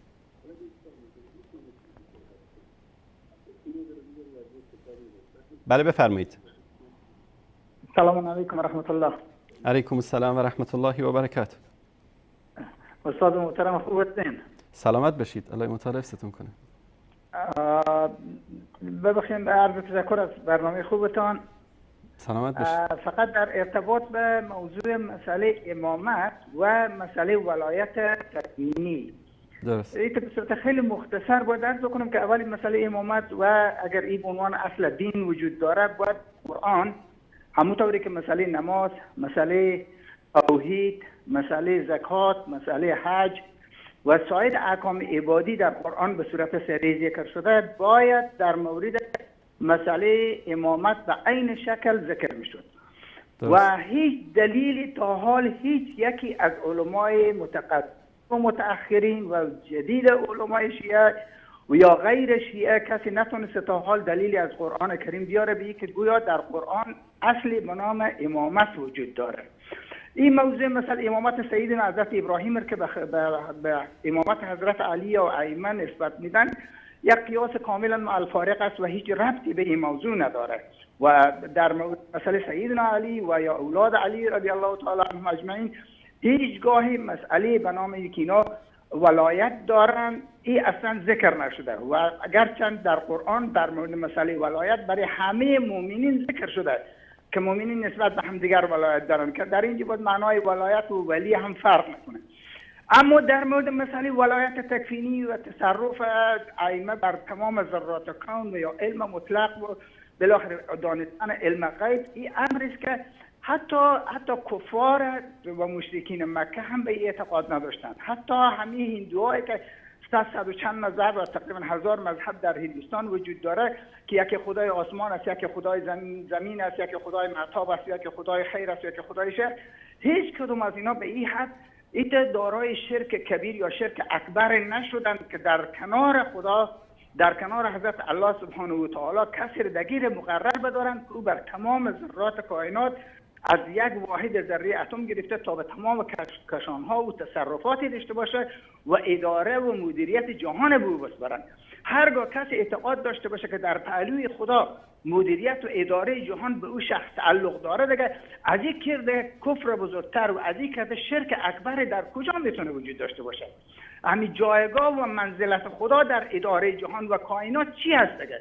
اینجا نفی مطلق خداست یا ای که باید قبول بکنیم که خدا مانند خود کسان دیگه در کنار خود داره چون نیاز داره به همکاری از اینا، مثل که یک پادشاه یا یک رئیس جمهور معینایی داره یا به اصطلاح مشاورینی داره و همکارا و بالاخره عمل و فعله و خدم و حشمی داره. خدا هم بالاخره نیاز به همیت مردم افرادی داره که باید کارا امور زمین از او پیش ببرن، آسمان او پیش ببرن، امور به اصطلاح رزق و روزی و زندگی و حیات و ممات و مقدرات مردم پیش ببرن. خود اگر همین عقیده شرک نیست، همین تعریف شرک پس چی است؟ باید همین برادرای ما باید به صراحت بگن که همین شرک چی؟ همین کفار مکه هم همین اعتقاد نداشتن، اونا با اعتقاد به خدای واحد داشتن، منتها در پهلوی نمیگفتن ما این خدایان باطل دیگه که بالاخره قبول داشتن میگفتن که اینا به عنوان واسطه های تقرب الی الله هستن. حتی اونا اعتقاد به این هم نداشتن که همین واسطه ها اینا میتونن همه کار بکنن. بنابراین اصل مسئله ولایت تکوینی امر کاملا بی عبث و امر کاملا خلاف اصول دین و خلاف توحید و خلاف قرآن است. بنابراین ما از دوستا و برادرای خود خواهش میکنیم که به قرآن خدا، به سنت پیغمبر خدا سلام و به عقیده کل امت اسلامی مراجعه کنند. این گپ حتی عقلای خود به کار بندازن. آیا امکان داره؟ خود قرآن به صراحت میگه لو کان فیهم آلیه الا الله لفسدت. اگر خود دو تا خدا در روی زمین وجود، جهان بالاخره فاسد میشه، از بین میرن. چطور ما میتونیم بتونیم در کنار خدا 12 خدا، همونطوری که آیت الله بهجت یاد میکنه که خدا مانند خود 12 خدای دیگر مانند خود طوری خلق کرد که اگر این خدایان 12 رو در پهلوی خدای اصلی قرار بدیم هیچ فرقی ما به اونا مشاهده کردن نمیتونیم. و این نهایت از این که کفر بالاتر و از این که شرک اکبرتر دیگه وجود نداره. جناب استاد تشکر میکنم از برنامه شما. این موضوع بسیار طولانی و به اصطلاح بحث کلامی هم هست، من نمیخوام که برنامه رو بگیرم. فقط یک خواهش از شما دارم که همین کسانی که به اصطلاح لجاجت میکنن وقت برنامه رو میگیرن، اینا دیگه هیچ مسئله ندارن. این برنامه خیلی برنامه مفید است، کوشش بشه که از این برنامه بیشتر حد اعظم استفاده بشه. وقت برنامه رو با کسانی که لجاجت دارن و هیچ دلیلی ندارن باید اینا رو شما بشناسین، وقت برنامه رو ذریعه از اینا کوشش کنید که ضایع نکنه. السلام علیکم و رحمت الله تعالی و برکاته. علیکم السلام و رحمت الله و برکاته. تشکر ویژه دارم از جناب استاد عزیزی، شاعر توانای افغانستان، و الله سبحانه و تعالی به شما توفیق مزید نصیب بکنه. چندی پیش ایشون شعری هم فرستاده بودن به ایمیل برنامه به مناسبت مولود رسول الله صلی الله علیه و سلم که من قسمتاشو براتون میخونم. نوشتن: حمد بی حد به خالق سبحان که از عدم آفریده کل جهان، واحد و لا شریک له باشد، او منزه ز مثل و جاه باشد. مالک و پادشاه ارض و سما، رازق زندجان و هر حیوان، همه ذرات آسمان و زمین، یا دیگر کره های کهکشان، همگی با نظم خاص و دقیق می کنند در مدار خود دوران. 100,000 درود گرم و سلام به محمد رسول انس و جان. آن که رحمت به عالمین باشد، شد نبود به نامشان پایان. دین اسلام را خدا بگزید، کرد منسوخ جمله ادیان. اصل توحید و عدل را حاکم، او شکستاند جمله هوسان. با تمدن بنای تازه نهاد، دور از هر شرارت و طغیان. و به هر یک ز 4 یار رسول، هم هزاران سلام بی پایان. اولین یار آن رسول کریم، که بیاورد به آن جناب ایمان. بود ابوبکر رفیق و یار رسول، بگذشت در رهش ز مال و جان. گفت پیغمبران که بعد نبی، از خلایق او بهترین انسان. یار دوم عمر به پیغمبر، فارق کفر باشد و ایمان. سوم آنکان دین و علم و حیا، اوست عثمان جامع القرآن. چهارمین یار حضرت احمد، آن علی شیر مرد هر میدان. و به ازواج و اهل بیت نبی، بس درود و سلام بی پایان. همه ازواج پاک و طاهره اند، مادر جمله مسلمانان. نور چشمان ما حسن و حسین، آن دو سردار پاک باغ جنان. جز منافق و فاسق و کافر، بد نگوید به هر یک از ایشان.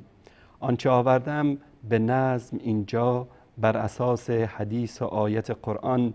ای خدایا به قلب جمله ما، تو فزون کن محبت ایشان. بر محمد و آل و اصحابش، از عزیزی درود بی پایان. اللهم صل علی سیدنا و حبیبنا محمد و علی آله و صحبه اجمعین. تماس بعدی رو میگیریم. سلام علیکم، بفرمایید. الو. بله سلام علیکم، بفرمایید. سلام خستان. سلامت باشید، بفرمایید. تشکر با شیخ انصاری. بله بفرمایید. آقای انصاری خواستم این موضوع ولایت بیشتر باز بکنید برامون. موضوع چی رو؟ این موضوعی که گفتی رو بیشتر باز بکنید. موضوع ولایت مطلق الله. باش چشم، در این مورد صحبت میکنیم انشاءالله. من تشکرش رو. زنده باش. بیننده بعدی سلام علیکم، بفرمایید. سلام علیکم. علیکم السلام و رحمت الله و برکاته. رساله حق. رساله حق، بفرمایید. ابو علی از عباس. بفرمایید آقای ابو علی. آقا این مسئله دین است، مسئله جمع‌آوری مال و غذا خوردن نیست، مسئله دین است. بعضی ها مثلا نماز میخونن، خب درست نماز میخونن ولی شرک میورزند، درست. شرک زیاد میورزند. ولی ما در سوره الزمر در قرآن کریم میفرماید ولقد اوحی الیک و الی الذین من قبلک لئن اشرکت لیحبطن عملک و تکون من الخاسرین. به پیامبر خدا توصیه میشه. حالا ما میبینیم اینجا دارن مثلا نماز میخونن ولی چی شرک اکبر میورزن. این چه فایده داره براشون؟ درسته یا نه آقای انصاری؟ درست کاملا. دستتون در که میتونید در این مورد تعریف کنید برامون آقای بینندگان عزیز؟ انشالله در این مورد صحبت میکنم برادر عزیز. انشالله. تشکر از شما. برادری سوال کردن که در مورد ولایت مطلقه یا ولایت تکوینی، در مورد ولایت ائمه صحبت بکنید.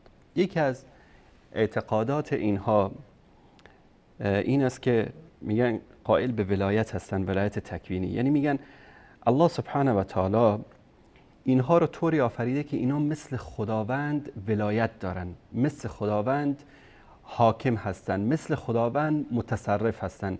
میتونن باران بیارن، میتونن مردم رو بکشن، میتونن مردم رو زنده بکنن، میتونن زنده رو مرده کنن، میتونن مرده رو زنده کنن، میتونن زمین و آسمان رو به هم بزنن، زلزله بیارن، باران بیارن، برف بیارن، همه کاره هستن. اون آخوندی میگه که خداوند 14 تا خدا مثل خودش آفرید که همه صفات خدا رو دارن، دروغ نمیگه. یعنی این اصل دین تشیع این است. خیلی از عوام تشیع از این قضیه بی اطلاع هستن. من از متأخرینشون شروع میکنم، از خمینی که در کتاب خودش الحکومت الاسلامیه، کتاب خمینی هست، در اینجا الولایت تکوینیه، در مورد الولایت تکوینی یا همون ولایتی که ائمه دارن میگه و ثبوت الولایه و الحاکمیه للامام، ما اثبات میکنیم ولایت و حاکمیت را برای امام، لا تعنی تجرده عن منزلته التي هي له عند الله. این به معنی نیست که اون رو از اون منزلت که در نزد خدا داره بیاریم پایین. ولا تجعله مثل من عدا من الحکام، و همچنین اون رو مثل بقیه انسانها و حکام قرار نمیدیم. فان للامام، برای امام، مقاما محمودا، مقام پایدار و جاویدی دارد در نزد خدا، و درجه سامیه، و یک درجه بسیار بالا، و خلافتا تکوینیه، یعنی تکوین امام، ساخت امام بر این بوده که این صاحب اختیار باشه در همه چیز. تخضع لولایتها، که تسلیم هست به ولایت امام، و سیطرتها، و سیطره امام و حکومت و به اصطلاح در دست بودن همه چیز برای امام، جمیع ذرات هذا الکون، همه ذرات این دنیا، نه تنها انسانها و حیوانات، همه ذرات این کائنات در اختیار و سیطره امام است. یعنی چی؟ یعنی حتی اون کسی که امام حسین رو هم کشته، اولا امام حسین خبر بوده که کربلا میره اونجا کشته میشه، زن و بچهش اسیر میشن، تیکه تیکش میکنن، چون علم غیب داشته و خودش رو رفته کشته اونجا. یعنی در حقیقت، یعنی بر اساس عقیده اسلامی خودکشی کرده. ثانیاً امام خبر داشته که کی امام رو میکشه، قاتلش کی است، چطور سرشو میبرن، چطور تیکه تیکش میکنن. با وجود خبر داشتن از اینا، سرشو برده اونجا تسلیم کرده برای قاتلش که این کارو باش بکنن. و این من ضروریات مذهبنا، و از ضروریات مذهب ما، یعنی مذهب شیعیان چی است؟ این لائمتنا، که برای امامان ما، مقاما، آن مقامی است که لا یبلغه ملک مقرب، که هیچ فرشته مقرب درگاه الهی به اون مقام نمیرسد، ولا نبی مرسل، به هیچ نبی و مرسلی رسولی هم به اون مقام نمیرسد. و قد ورد عنهم، و همچنین از آنها روایت شده است که ان لنا مع الله حالات لا یسعها ملک مقرب ولا نبی مرسل، که ما ائمه اهل بیت چنان حالتهای خاص و ویژه‌ای با خدا داریم که به این حالت هیچ فرشته مقربی به هیچ پیامبر و رسولی نمیرسد. من از انسانهای عامی میپرسم، شما رو با خدا، اگر این اعتقاد رو انسانی داشته باشه، آیا مسلمان هست یا نیست؟ که ائمه اهل بیت مقامی داشته باشن که هیچ فرشته نزدیک الهی و هیچ پیامبری رسولی نداشته باشه. طبعا رسول که میدونید دیگه، محمد صلی الله علیه وسلم، موسی علیه السلام، عیسی علیه السلام، یونس و سلیمان و لوط و هود و نوح و ابراهیم و اسماعیل و اسحاق و یوسف و همین رسولان الهی، نه انبیا و نه رسول. این مقامی رو که ائمه دارن، این میگن چی میگن؟ این اعتقاد به ولایت تکوینی است. من یک حرفی رو گفتم در مورد امام حسین که اینها در حقیقت طبق اعتقادات خود شیعه اینها چیکار کردن؟ خودکشی کردن. و دلیلمون هم از کجاست؟ از این کتاب اصول کافی. چون هر حرفی که میخوام بزنم اینجا بدون دلیل و مدرک نمیخوام باشه، ولو اینکه غیر مرتبط باشه با موضوع. اینجا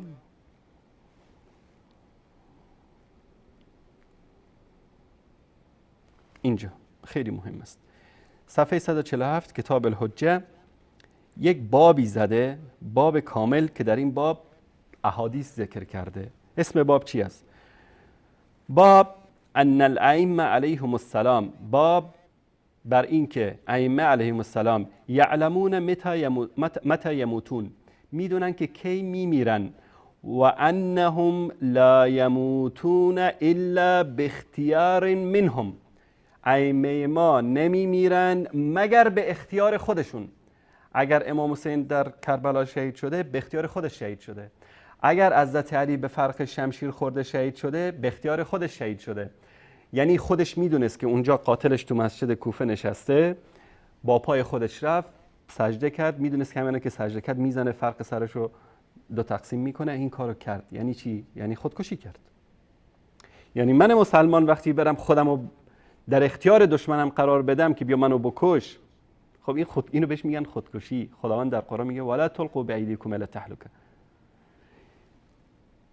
گرچه این اعتقاد ما نیست، ما این چیزا رد میکنیم، کفریات و خزعبلاتی است که در کتاب‌های این هاست. اما اعتقاد اینها این است که ائمه همشون خودکشی کردن، اونایی که زهر خوردن، اونایی که کشته شدن، هر بلایی که سرشون اومده به اختیار خودشون بوده، کسی دیگری در این قضیه نقش نداشته. خمینی رو از آخر انتخاب میکنیم، کلینی رو از اول. در مورد قضیه ولایت تکوینی میریم سراغ کتاب کافی کلینی، الاصول من الکافی، در کتاب الحجه جلد 1 صفحه 179.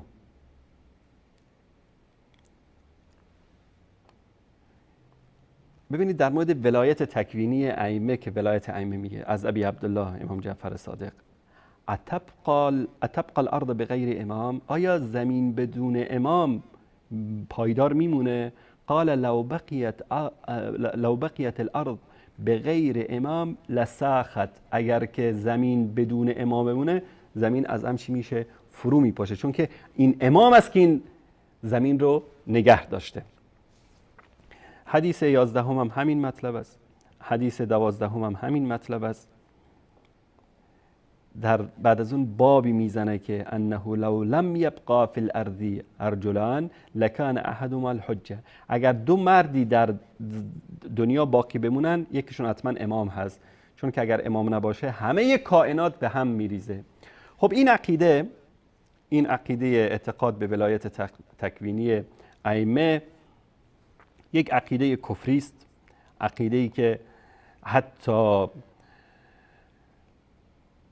حتی یعنی مشرکین زمان رسول الله صلی الله علیه و آله و سلم هم همچین اعتقادی نداشتن، بلکه اونا خیلی مؤمن‌تر بودن در مقایسه با اینهایی که امروز خودشون رو شیعه اهل بیت رسول الله صلی الله علیه و آله و سلم. ببینید اونجا آوردیم خمینی میگفت که همه ذرات کون در اختیار ائمه است، سیطره ائمه است، و اونجا هم کلینی میگفت که اگر که امام نباشه همه کائنات به هم میریزه. حالا میریم سراغ قرآن که قرآن در مورد مشرکین که صحبت میکنه، ببینیم که اعتقاد مشرکین در مورد قضیه ولایت تکوینی چی است. وقتی از ابو جهل و ابو لهب سوال میشد، اگر که احمد جان این قسمت آیات رو نشون بده، وقتی از ابو جهل و ابو لهب سوال میشد قل لمن الارض و من فیها این کنتم تعلمون، بگو ای محمد صلی الله علیه و سلم که از این مشرکین بپرس که زمین و کسانی که در آن هستند از آن کیست اگر میدانید. چی میگفتن؟ لله، از الله هست. قل افلا تذکرون، آیا پند نمیگیرید؟ آدم نمیشید؟ یادآور نمیشید که خودتون اعتراف میکنید به این چیزا بعد میرید عبادت رو برای کسی دیگه انجام میدید؟ قل من رب السماوات السبع و رب العرش العظیم، بگو که پروردگار آسمان‌های افغانه و پروردگار عرش بزرگ کیست؟ سیقولون لله، میگفتن که الله است. پس میگفت وقتی که اعتراف میکنید افلا تتقون، پرهیزگار نمیشید، نمیترسید از خدا؟ اینجاش مهمه. قل من بیده ملکوت کل شیء و هو یجیر ولا یجار علی ان کنتم تعلمون، صاحب اختیار همه چیز، همه کائنات، همه مخلوقات کیست؟ میگفتن سیقولون لله، از آن الله است. پس ابو جهل و ابو لهب و مشرکین مکه مؤمن‌تر از آخوندها، از کلینی و از خمینی و از مجلسی و از اینایی که ادعای شیعه بودن بودن، چون اونها ولایت تکوینی برای بت‌های خودشون قائل نبودن، ولایت تکوینی برای هیچ کس قائل نبودن، بلکه همه ولایت رو، ولایت مطلقه رو برای الله سبحانه و تعالی قائل بودن. این در سوره مومنون دوستان میتونن مراجعه بکنن، آیات 84 تا 89 مفصل در اینجا ذکر میشه. اعتقاد شیعیان این است که رزق و روزی را الله سبحانه و تعالی در اختیاری کی قرار داده؟ چون ولایت تکوینی دارن در اختیار ائمه قرار داده. ائمه میتونن روزی بدن، ائمه میتونن روزی به کس ندن. الان همین اعتقاد رو ما میریم از ابو جهل و ابو لهب میپرسیم، میگیم که جناب ابو جهل، جناب ابو لهب، جناب شیبه، جناب عتبه، جناب ربیعه، جناب سران مشرکین مکه، من یرزقکم من السماء والارض، کیست که از آسمان به شما روزی میده؟ اما یملک السمع والابصار و من یخرج الحی من المیت و یخرج المیت من الحی، کیست که مالک شنوایی شماست؟ کیست که مالک بینایی شماست؟ کیست که زنده میکنه از مرده و کیست که مرده را از زنده به وجود میاره؟ و من یدبر الامر، کیست که تدبیر همه امور هستی را میکنه؟ همه سران مشرکین چه جواب میدادن؟ میگفتن الله. فسیقولون الله، میگفتن الله. فقل افلا تتقون، نمی ترسید از خدا؟ پرهیزگاری نمی کنید؟ اینا وقتی که از سران مشرکین بپرسی میگفتن الله. وقتی از آخوند شرک زده شیعه اثناعشری بپرسی میگه که خمینی. یک نمونه، لعنت الله و ملائکه و همه جن و انس بر او باد. میگه که ائمه ما سیطره دارن به همه ذرات کون. یعنی چی؟ ابر و باد و مه و خورشید و ذره و اتم و خلاصه همه اختیارات جهان به دست کی است؟ به دست ائمه اهل بیت است. در سوره عنکبوت الله سبحانه و تعالی چی میگه؟ ولئن سألتهم من خلق السماوات والارض وسخر الشمس والقمر سيقولون الله فأنا يؤفكون. اگر از این مشرکین بپرسی که خلقت آسمان ها و زمین به دست کیست؟ شمس و قمر یعنی آفتاب و مهتاب مسخر در دست کیست؟ میگن که الله. بگو چرا منحرف میشوید؟ الله یبسط الرزق لمن یشاء، خداست که رزق روزی میده به هر کس من عباده و یقدر له، برای او اندازه معین رو تقدیر میکنه. ان الله بكل شیء علیم، الله است که داناست به همه چیز. اگر از شیعه اثناعشری از خمینی دجال بپرسی که کی از آسمان باران میفرسته؟ میگه خدا خود میفرسته اما اختیارش دست ائمه است. اگر از مشرکین بپرسی ولئن سألتهم من نزل من السماء ماء فاحیا به الارض من بعد موتها لیقولون الله قل الحمد لله بل اکثرهم لا یعقلون. کیست که از آسمان آب میفرسته که زمین رو به وسیله این آب زنده میکنه بعد از اینکه مرده بود؟ میگن که الله. این نمونه هایی است که من اینجا چون جمع‌آوری کردم این آیات رو در یک فایل ورد، من سوره رو فقط آدرسش رو میگم، دوستان میتونن یادداشت بکنن. سوره عنکبوت آیه 61 تا 63، سوره نمل آیه 60 تا آیه 65. و اینکه حالا یکی بیاد مثلا یک شیعه الان تماس بگیره بگه خب چه اشکالی داره که خداوند یک سری اختیارات خودش رو واگذار کرده باشه به انسان ها. الله سبحانه و تعالی در سوره آل عمران آیه 26 میفرماید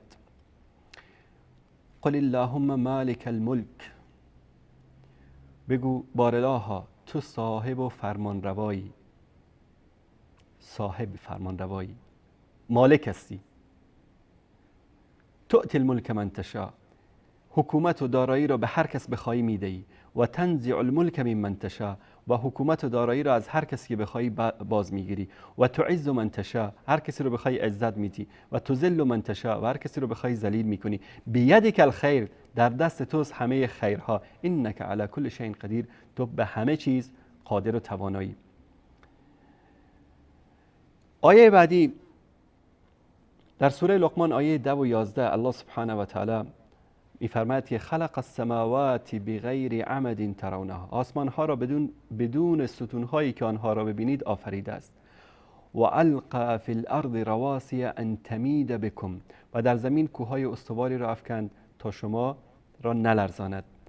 و بث فیها من کل دابه، و در این زمین از هر جنبنده را پخش و پرانده کرد.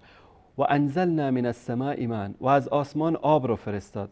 فانبتنا فیها من کل زوج کریم، در زمین زوجهای دوگانه از همه موجودات آفرید. هذا خلق الله، این است مخلوقات الله. فارونی ماذا خلق الذین من دونه، پس به من نشان بدهید اینایی که من دون الله هستن، از رسول الله گرفته تا کوچکترین ذره کائنات، چی خلق کردن؟ وقتی خمینی لعین میاد میگه که اینا سیطره دارن در ذرات کون، نشون بده کسی که طرفداری میکنه از این عقیده چه خلق کرده خمینی، چه خلق کرده ائمه، چه خلق کردن اینایی که شما به اونا ولایت تکوینی دادید. اگر ولایت تکوینی داشتن خب باید یک چیزی خلق میکردن. چقدر یعنی ندایی است، نهیبی است که اگر انسان ایمان داشته باشه همه وجود انسان را به لرزه در میاره. میگه که هذا خلق الله، این مخلوقات الله هست. فارونی ماذا خلق الذین من دونه، من دون الله رو که صدا میکنی چه خلق کردن، چه چیز رو به وجود آوردن؟ بل الظالمون فی ضلال مبین، بلکه انسانهای مشرک، ان الشرک لظلم عظیم است. در همین سوره لقمان میگه انسانهای مشرک یا مشرکین در گمراهی آشکار هستند. اینها همه چی میکنه؟ ثابت میکنه که ولایت مطلق از آن الله سبحانه و تعالی است. در سوره فاطر آیات 11 تا 13 در اینجا هم الله سبحانه و تعالی همه اختیارات رو در حیطه قدرت خودش بیان میکنه و از والله خلقکم من تراب، الله سبحانه و تعالی شما را از خاک آفرید، باز از نطفه، تا در مورد بحر، در مورد ماهی، در مورد کشتی ها، در مورد شب و روز، تا به اینجا میاد که خیلی جالب میگه شب و روز رو برای شما آفرید، ماه و خورشید رو در اختیار داره. بعد میگه ذالکم الله ربکم، این است الله پروردگار شما، له الملک، ولایت و پادشاهی فقط از آن اوست. والذین تدعون من دونه ما یملکون من قطمیر، کسانی که شما من دون الله اونها رو صدا میزنید، یا علی یا حسن یا حسین، هر چی که میگید، یا شیخ عبدالقادر جیلانی، ما یملکون من قطمیر، صاحب اختیار پوست نازک هسته خرما هم نیستند. خرما هیچ، هسته خرما هم هیچ، درخت خرما که اصلا فکرش هم نکنید، اون پوست نازکی روی هسته خرما هست صاحب اختیار اونم نیست. من توی یکی از برنامه‌ها قطمیر رو نشون دادم، الان ببینم اگر بتونم اینو خدمت شما عزیزان. یعنی الله سبحانه و تعالی ببینید، یعنی میاد مثالی میزنه، مثال عجیب. قطمیر، پوست نازک هسته خرما. چرا نمیگه خرما؟ چرا نمیگه درخت خرما؟ چون خرما رو مردم این تصویر رو اگر احمد جان اگر بتونی این قسمت این تصویر رو نشون بدی. ببینید این پوست نازکی که روی هسته خرما وجود داره به این میگن قطمیر. خرما رو میخوریم، هستش هم میکارن که ازش درخت خرما به وجود بیاد. این پوست نازکش رو نه میخورن نه میکارن، عادتا این پوست رو هسته میمونه، بعد از اینکه هسته رو انداختید خب این پوست از بین میره، بعضی هم میخورنش. یعنی این قطمیر هیچ نقشی در خرما نداره، فقط این حد فاصل بین خرما نچسبه به هسته یک پوست نازکی وجود داره که نه برای خوردن است و نه برای کاشتن است، هیچ استفاده ای هم ازش نمیشه. شما صبح تا شب بشی قطمیر بخور سیر نمیشی. الله سبحانه و تعالی چیزی که اصلا ارزشی نداره این رو اومده مثال میزنه که همه اینایی که من دون الله شما داد میزنید، فریاد میزنید، مالک همین پوست نازک هسته خرما هم نیستن. بقیه چیزا رو که بذار کنار، اینا میرن امام رضا آی بهمون رزق بده، روزی بده، فرزند بده، فلان بده، علان بده، میرن کربلا، میرن برند میلیون ها نه میلیارد ها برن، والله از شأن و منزلت الله سبحانه و تعالی نه چیزی کم میشه نه چیزی زیاد میشه. اما وای به حال خودشون. شما اگر 1 میلیون نفر به امام رضا برید یا به کربلا برید، برای من مسلمان هیچ فرقی نداره. اگر همتون برید به جهنم، برای الله سبحانه و تعالی هیچ فرقی نداره. اما به عنوان یک مسلمان وظیفه ما این است که این رو برای شما بیان بکنیم که یک کمی از عقلتون کار بگیرید که الله سبحانه و تعالی چقدر آشکارا بیان میکنه که اونایی که من دون الله هستن صاحب اختیار پوست نازک هسته خرما هم نیستن. یک مسئله است که دیگه باید انسانهای عاقل بهش فکر بکنن. این برادرمون ابو علی از اهواز در مورد شرک گفتن صحبت بکنید و برادر دیگرمون در مورد ولایت، ایشون هم از اهواز بودن. این انشاءالله که هر دو موضوع آشکار شده باشه. اگر بخوایم در مورد شرک و توحید مسائل صحبت بکنیم شاید ساعت‌ها وقت بگیره. سعی می‌کنیم در هر برنامه به هر مناسبتی اشاره بکنیم به بعضی از آیاتی که در این باره است. بیننده بعدی، سلام علیکم، بفرمایید. الو بله بفرمایید. سلام آقای انصاری. آقای انصاری چرا اجازه بدید من برای تکوینی من یه دقیقه صحبت بکنم. شما گفتید اینا همه توهین. آیا شما علمای شما اعتقاد ندارن که دنیا به واسطه 40 نفر هست که دست گردش است و اگه این 40 نفر یکیتون بمیره آسمان فرو میریزه؟ چی میشه؟ آیا ابن تیمیه اعتقاد ندارد که ابدال باعث میشه هم باعث رزق میشن هم باعث بارون میشن؟ نه. آیا خود عمر یک لحظه شما یه دروغی گفتی. اول دروغ اول تو اول در موردش صحبت میکنیم. اول در آقای محترم در مورد دروغ اول آقای محترم این برنامه‌مه، شبکه منه. شما اینجا بیای ای پشت سرم دروغ بگید. آقای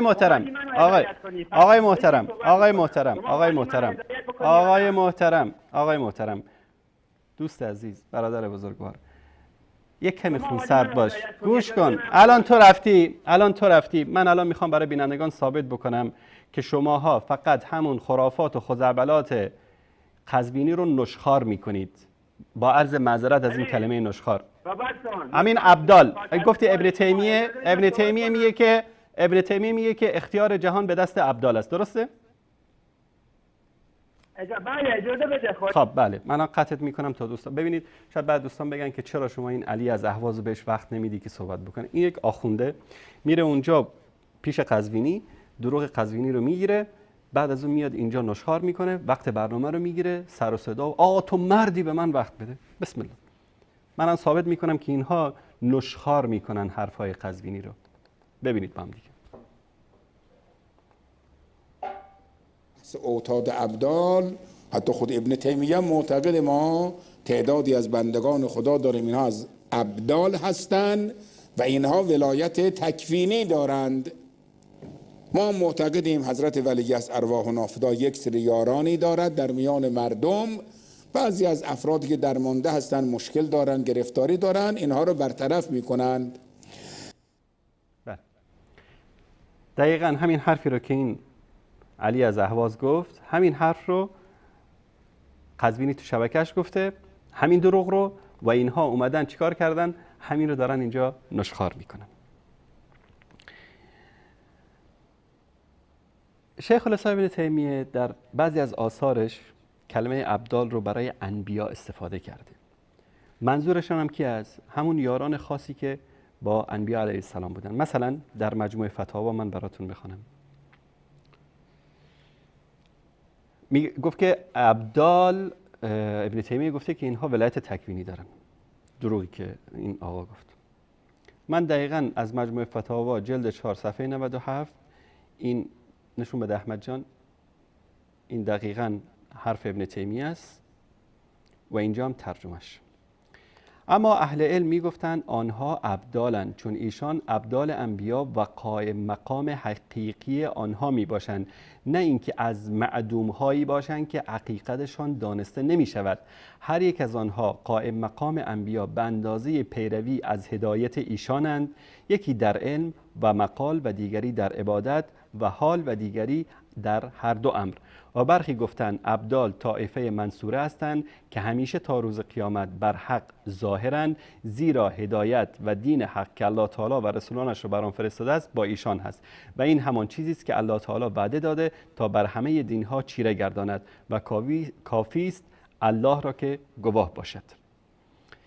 بعد از این موضوع دیگری هم در مجموع رسائل جلد 1 صفحه 5 میاد. کسانی که به عنوان بدل از آنها تعبیر نمودند به معانی جداگانه آن را تعریف نمودند، مانند ابدال انبیا، یا اینکه هرگاه یکی از آنها بمیرد الله متعال در جای او شخص دیگری را قرار میداد، یا اینکه ایشان بدیهای اخلاق، اعمال و عقاید خیش را به نیکیها تبدیل کردند و همه این صفات به 40 نفر یا کمتر و بیشتر از آنها تعلق ندارد و نه به اهل سرزمینی تعلق دارد و با این پیشگفتار معنای آن ظاهر می‌گردد که همانا نجبا یا صاحبان فضلند. اینجا اون آقا گفت که 40 نفر دنیا رو ولایت تکوینی شو دارن اداره میکنن. علی هدف این است که این اسما گاهی به معانی باطل و مخالف با کتاب و سنت و اجماع سلف تفسیر می شود، مانند تفسیر نمودن برخی از کلمه ابدال به معنی غوث یعنی کمک کننده، اینکه الله تعالی به وسیله وی اهل زمین را در رزق و یاری دادن کمک می کند. دوستان خوب دقت بکنید. ابن تیمیه چی میگه؟ میگه این که این اسما گاهی به معانی باطل و مخالف با کتاب و سنت و اجماع سلف تفسیر می شود، مانند تفسیر نمودن برخی از کلمه ابدال به معنی غوث، این که الله تعالی به وسیله وی اهل زمین را در رزق و یاری دادن کمک می کند. رد کرده، نه؟ گفته باطل است. همچنان این سخن نظیر سخن نصارا در مورد پاپ است، چرا که او خودش و اثرش معدوم است و مانند حال منتظر شیعه یعنی مهدی شیعه که نحو 440، این در زمان ابن تیمیه 440 سال شده بوده از امام زمانشون که حالا که 1200 خورده شده سال داخل سرداب شده است، یا اینکه 40 ابدال را تفسیر نمودند که مردم به وسیله ایشان روزی و نصرت داده میشن، در حالی که این باور باطلی است، چرا که نصرت و رزق و روزی توسط اسباب به دست می آید که محکمترین آن دعای مسلمانان و مؤمنان و نماز و اخلاصشان بوده. به 40 ابدال و کمتر و بیشتر ایشان مقید نیست، چنان که در حدیث معروف آمده است که و شما غالب نخواهید شد و رزق به شما نمیرسد مگر به واسطه ضعفا و درماندگان شما به دعا و نیاز و نماز و اخلاص آنان پیروز خواهید شد و روزی به شما عطا می‌گردد. اما قزوینی دروغگو اومد چی گفت؟ کلیپشو پخش کردم. و این علی دروغگوی اهوازی که اهل رضا از اهواز، علی از اهواز، هر کسی که است، این آخوند دروغگو که اهل اهواز و مردم شریف اهواز بری هستن از امثال این آخوند رافضی و این چنین مشرکین، میاد میگه که ابن تیمیه هم گفته که دنیا به 40 نفر میگرده و ولایت تکوینی دارن. الا لعنت الله علی الکاذبین. بعد الان ببینید که من چرا به بعضی از اینها اصرار میکنم که تو اول بیا اینجا، چون این یک محک است. ببینیم که این اگر که صادق باشه میاد سوالو جواب میده. چیه قزوینی دروغ گفته؟ خب بگو دروغ گفته. راست گفته، دلیل چی است که راست گفته؟ اما همیشه از سوال فرار میکنن، یک شبهه‌ای رو مطرح میکنن. الان به طور مثال همین شبهه‌ای که ایشون مطرح کرد تقریبا 10 دقیقه از وقت برنامه گرفته شد تا من جواب این شبهه رو بدم. یا ایها الناس، اینا دروغ میگن، قربتاً الی الله دروغ میگن، به خاطر رسیدن به فضیلت و مقام و مرتبه در دینشان دروغ میگن. و روایتش هم من بارها نشون دادم که اینها میگن که دروغ بگو، تهمت بزن، بهتان بزن به مخالف تا که در نزد الله جایگاه نزدیکتری داشته باشی. این دین عبدالله ابن سبی یهودی که برای اینها درست کرده که علی و اهل بیت پیامبر و فاطمه زهرا و رسول الله صلی الله علیه وسلم بری و بیزار هستند از این دین. بیننده بعدی، سلام علیکم، بفرمایید. سلام علیکم. حضرت علی خلافت باطنی در من ثابت میکنم، اجازه میدی؟ آقای ابن مالک، شما تماس گرفتی. چرا تماس گرفتی؟ فحش‌های ناموسی به همسر من، به مادر من، به همه کارمندای شبکه دادی. به خدا اگر کسی دیگه جای تو می بود میرفت از اون مناره امامزاده خودش رو مینداخت پایین میمرد. هنوزم خجالت نمیکشی تماس میگیری؟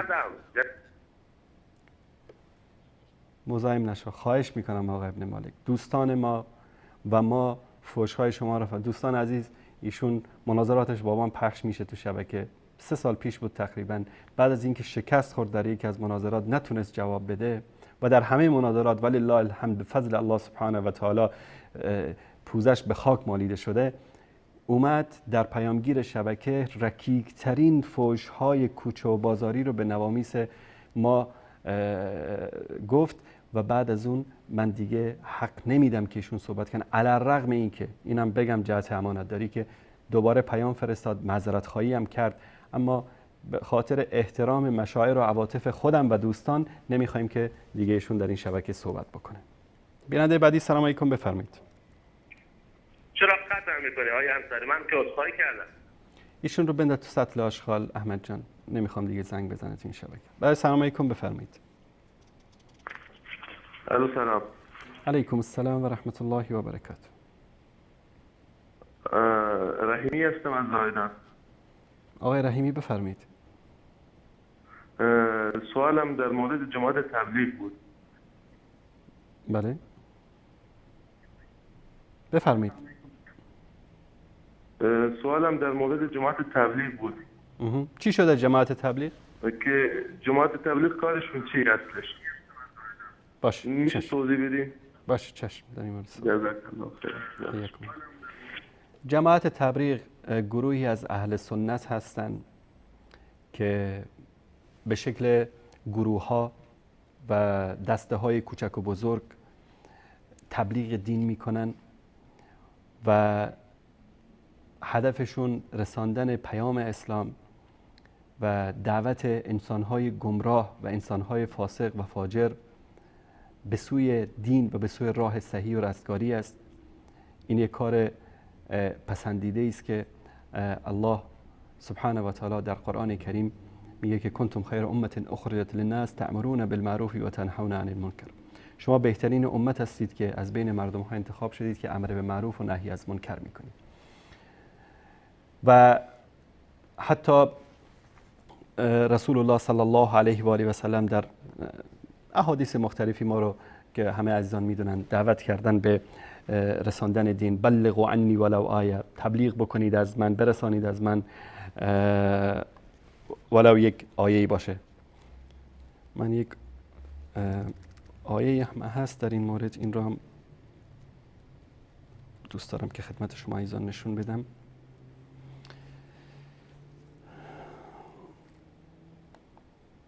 در سوره یوسف آیه 108 الله سبحانه و تعالی به پیامبر صلی الله علیه و سلم میفرماید قل بگو ای محمد هذه سبیلی، این است راه من. راه چی؟ راه قرآن و سنت.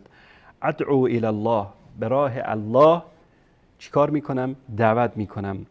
علی بصیرت، بر چی؟ با بصیرت کامل. انا و من اتبعنی، من و هر کسی که تابع من است، یعنی متابعت میکنه، پیروی میکنه از رسول الله صلی الله علیه و سلم. و سبحان الله و ما انا من المشرکین، پاک است الله سبحانه و تعالی و من از جمله مشرکین نیستم. این آیه رو چرا من انتخاب کردم؟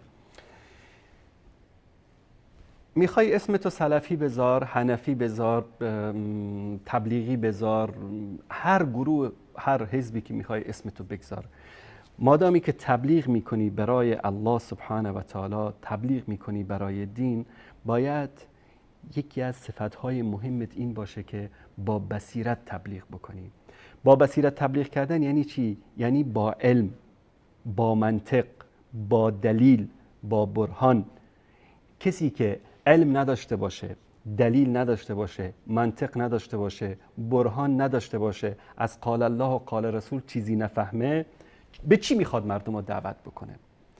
جماعت تبلیغ گروهی هستن که لله الحمد میلیون ها انسان به دست اینها در اروپا، در آمریکا، در جایی که نه واقعیتش نه سلفی تونسته بره اونجا و نه حنفی و نه هیچ کس نتونسته اونجا بره، اما خدا خیرشون بده اینها رفتن در اونجا، مردم رو مسلمان کردن، به دین دعوت کردن. با این وجود همونطوری که نواقص در بین هر گروه، در بین سلفی، در بین غیر سلفی، در مورد مقلد و در بین مقلدین و غیر مقلدین و در هر گروه و جماعتی هست، نقص ها و عیب هایی هم دارند که ما نقص ها و عیب هاشون رو بیان میکنیم، اما هیچ وقت ظلم نمی کنیم. هر کسی بگه که نه اینا کلان گروه جماعت باطلن، هرگز به اینها نه این اشتباه است. اما کسی که این حرفو میزنه، اگر عالمی، اگر واقعا دعوتگری، اگر واقعا دلسوزی، تو مشکلی میبینی در بین جماعت تبلیغ، برو در بینشون اصلاح بکن. اونا که تو رو طرد نمیکنن، اون که تو رو بیرون نمیکنن. علما رفتن، من علما رو میشناسم رفتن، علمای بزرگ رفتن، دکترها در علوم اسلامی رفتن در بین جماعت تبلیغ کردن، دعوت کردن، کسی جلوشون رو نگرفته. خیلی جالب است، حتی در این تجمعاتی که دارن در بعضی جاها سلفی ها رفتن کتاب توحید محمد ابن عبدالوهاب رو در اونجا توضیح کردن، کسی بهشون چیزی نگفته. حالا شاید یکی از نگاه تعصب اومده باشه، برخوردی کرده باشه، اما کسی که میاد نقدشون میکنه، حالا کسی میاد از دلسوزی نقد علمی میکنه، مشکلاتشون رو بیان میکنه، علی و راسی، اما یک نفر میاد اینا رو کلا باطل میشماره، طردشون میکنه، ردشون میکنه. این از جهالتش است. هر کسی هم که میخواد باشه، تو اینقدر دلسوزی برو در بینشون اصلاح بکن اینها رو. این آیه رو به خاطر این نشون دادم که رسول الله صلی الله علیه و سلم میفرمایند که قل هذه سبیلی، این است راه من. راه رسول الله چی است؟ راه قرآن و سنت. قل این کنتم تحبون الله فاتبعونی یحببکم الله. راه قرآن و سنت راه رسول الله صلی الله علیه و سلم است. ادعو الی الله، دعوت میکنم به سوی خدا. دعوت میکنی به سوی خدا، باید قرآن بفهمی، حدیث بفهمی، یا نه همینطوری مردم رو دعوت میکنی؟ باید بفهمی، نه یه چیزی از قرآن و حدیث بفهمی، بلکه یک آیه بفهمی که همون یک آیه رو بلند شی برای مردم شرح بکنی، مردم به اون دعوت بکنی. علی بصیرت، با بصیرت، با بینش، با آگاهی، با علم، با دلیل، با برهان، با منطق. اینجا بصیرت خیلی مهم است. به خاطر همین آیه رو انتخاب کردم. در مدح جماعت تبلیغ این آیه رو من استفاده میکنم. منتها هستن در بین اینها کسانی که نمیفهمه. تو که خودت از دین نمیفهمی، به چه چیز میخوای مردم رو دعوت بکنی؟ به طور مثال، یک مثال ساده میزنم. شما میخواید یک ساختمان بسازید، برید بیمارستان خاتم الانبیا، طبیب جراح قلب رو بیارید، بگید که جناب دکتر، خب ایشون جناب دکتر است، آدم خیلی بزرگ، جناب دکتر بفرمایید اینجا نظر بدید که ما اینجا میتونیم در اینجا یک خونه 3 طبقه بسازیم. اگر این دکتر نظر داد، خوشون خونه 3 طبقه ساختی، بعد یک زلزله 3-4 ریشتری اومد و خونت خراب شد، خب مردم به تو چی میگن؟ بهت میگن که خیلی معذرت میخوام، میگن اولا آدم که میخواد خانه بسازه میره دنبال مهندس ساختمان، نمیره دنبال دکتر جراح قلب. سعدی چی میگه؟ میگه مردکی را چشم درد خواست، پیش بیتار رفت که دوا کن. بیتار هم از آن چه در چشم 4 پایان میمالید، در چشم او مالید کور شد. داور به قاضی بردن، گفت اگر خر نبودی پیش بیتار نرفتی. پس برای هر علمی، برای هر کاری، الله سبحانه و تعالی کسانی رو ساخته که باید در اون زمینه اطلاعات داشته باشن، در اون زمینه بصیرت داشته باشن.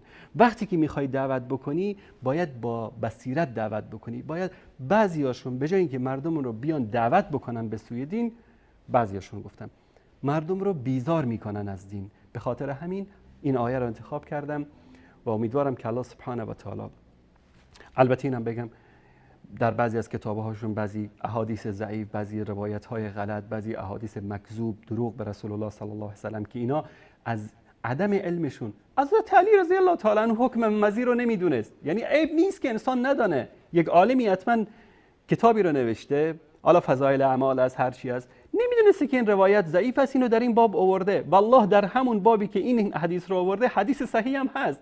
خب بیچاره امکاناتش در کتابخانهش همین اندازه بوده که همون کتاب رو داشته، رفته اون حدیث رو از اونجا گرفته. نبوده در نزدش سلسله احادیث صحیح آلبانی که بره اون حدیث صحیح رو بیاره. یک دوستی یه روز گفت من میخوام یک کتابی بنویسم در رد فضایل اعمال. گفتم تو اگر واقعا دلسوز هستی، دعوتگر هستی، برو مختصر صحیح فضایل اعمال رو تالیف کن. گفت چطور؟ گفتم تو میگی که فضایل اعمال رو میخوای نقد بکنی به خاطر اینکه احادیث ضعیف توش هست. گفتم برو همون احادیث صحیحش رو جمع بکن، مختصرش بکن، به اسمش بذار مختصر فضایل اعمال.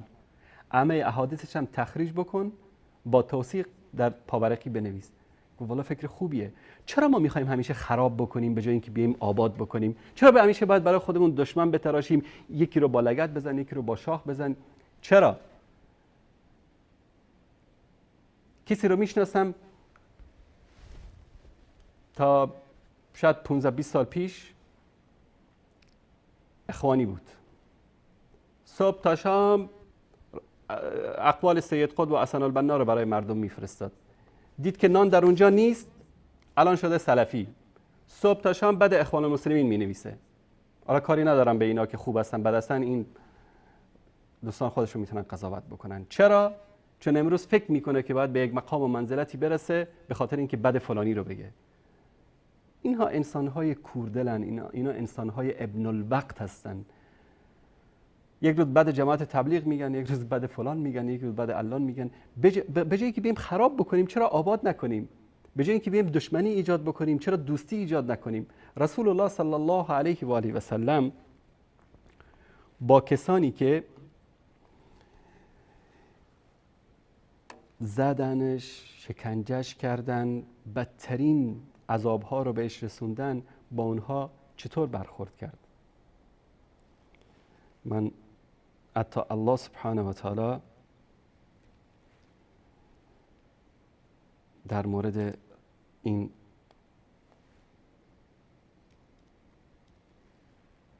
رفتار رسول الله صلی الله علیه و آله و سلم چی میگه؟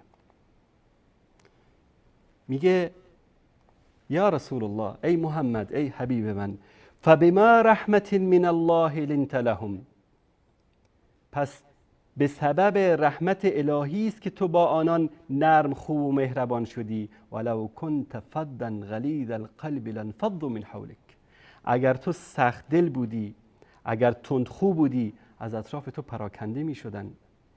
بعد ازش میگه فاعف عنهم، اونها رو ببخش، واستغفر لهم، اشتباه کردن اومدن پیش پیامبر صلی الله علیه و سلم، میگه اولا ببخششون، بعدشون براشون طلب استغفار بکن.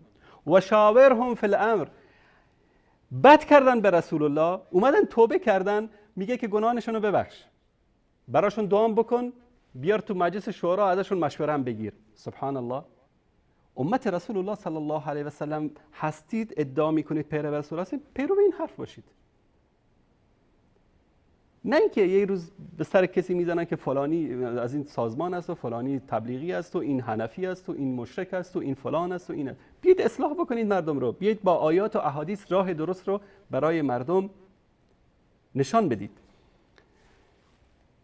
برادرمون آقای رحیمی در مورد جماعت تبلیغ پرسیده بودن که کمی صحبت کردیم. تماس بعدی رو میگیریم. سلام علیکم، بفرمایید.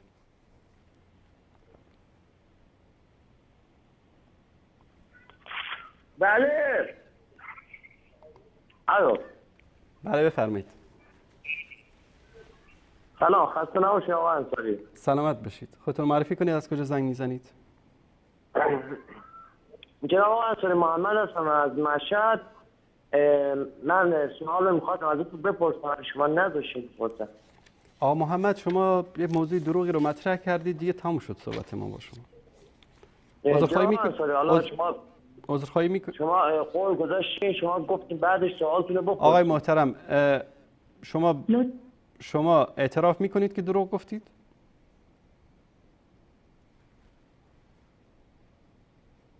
آقای محترم، آقا محمد. بیننده بعدی، سلام علیکم، بفرمایید. السلام علیکم. علیکم السلام و رحمت الله و برکاته. خدمت آقای انصاری گل و تصدیقکاران پشت صحنه قیامت هستم، از ایران مزاحم میشم. بفرمایید برادر عزیز. عرض کنم خدمتتون در مورد اولین مسئله که آقای رضایی فرمودن در مورد خلافت شیخین و مقایسه کردن با حضرت علی شیر خدا و فاتح غیبت. ما اهل سنت تعصبی نداریم، ولی ای کاش آقای انصاری ایشونو رجوع میدادید به آیه 72 انفال تا 74 که اونجا خداوند عزوجل میفرماید ان الذين آمنوا وهاجروا وجاهدوا باموالهم وانفسهم في سبيل الله، که در این آیه مشخص میشه که حضرت علی جان و مال و ناموس هم فدایش باد، ایشون مالی نداشتن تو این آیه، یعنی این آیه به صراحت شامل ایشون نمیشه.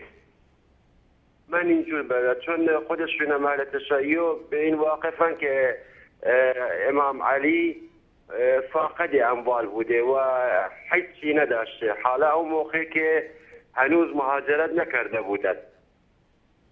بعد از اونم در آیه 74 خداوند متعال ترجمهش رو میخونم چون یکم و آنان که ایمان آورده و مهاجرت کرده و در راه خدا جهاد نمودند و کسانی که جای دادن و نصرت کردن اینان حقیقتا مؤمنند که برای ایشان آمرزش و روزی بزرگوارانه است. اینو الله جل جلاله میفرمایند.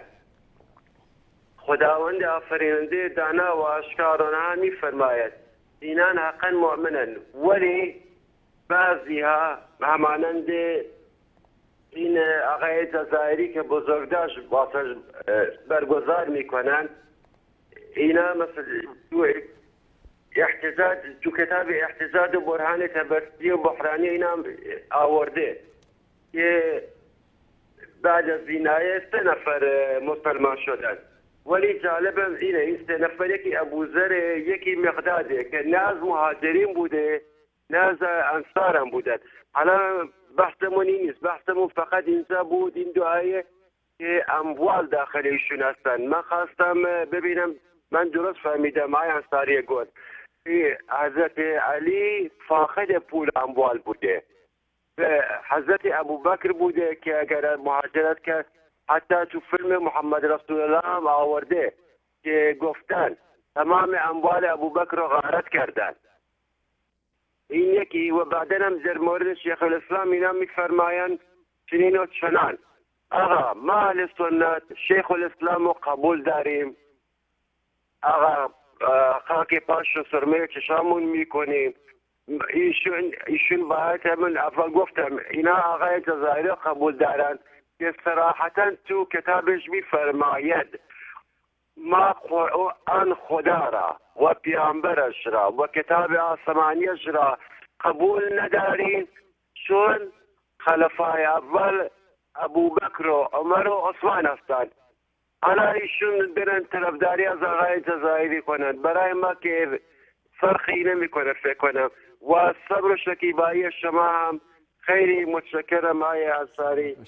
و یک گلایم از آقای احمد حقیقت باور کن از اول سخن من پای گیرنده و دارم شماره را میگیرم. انشالله برای دفعات بعد این مزاحمین رو کمتر فرصت بدید. بذار یکم فرصت هم برای ما بیاد.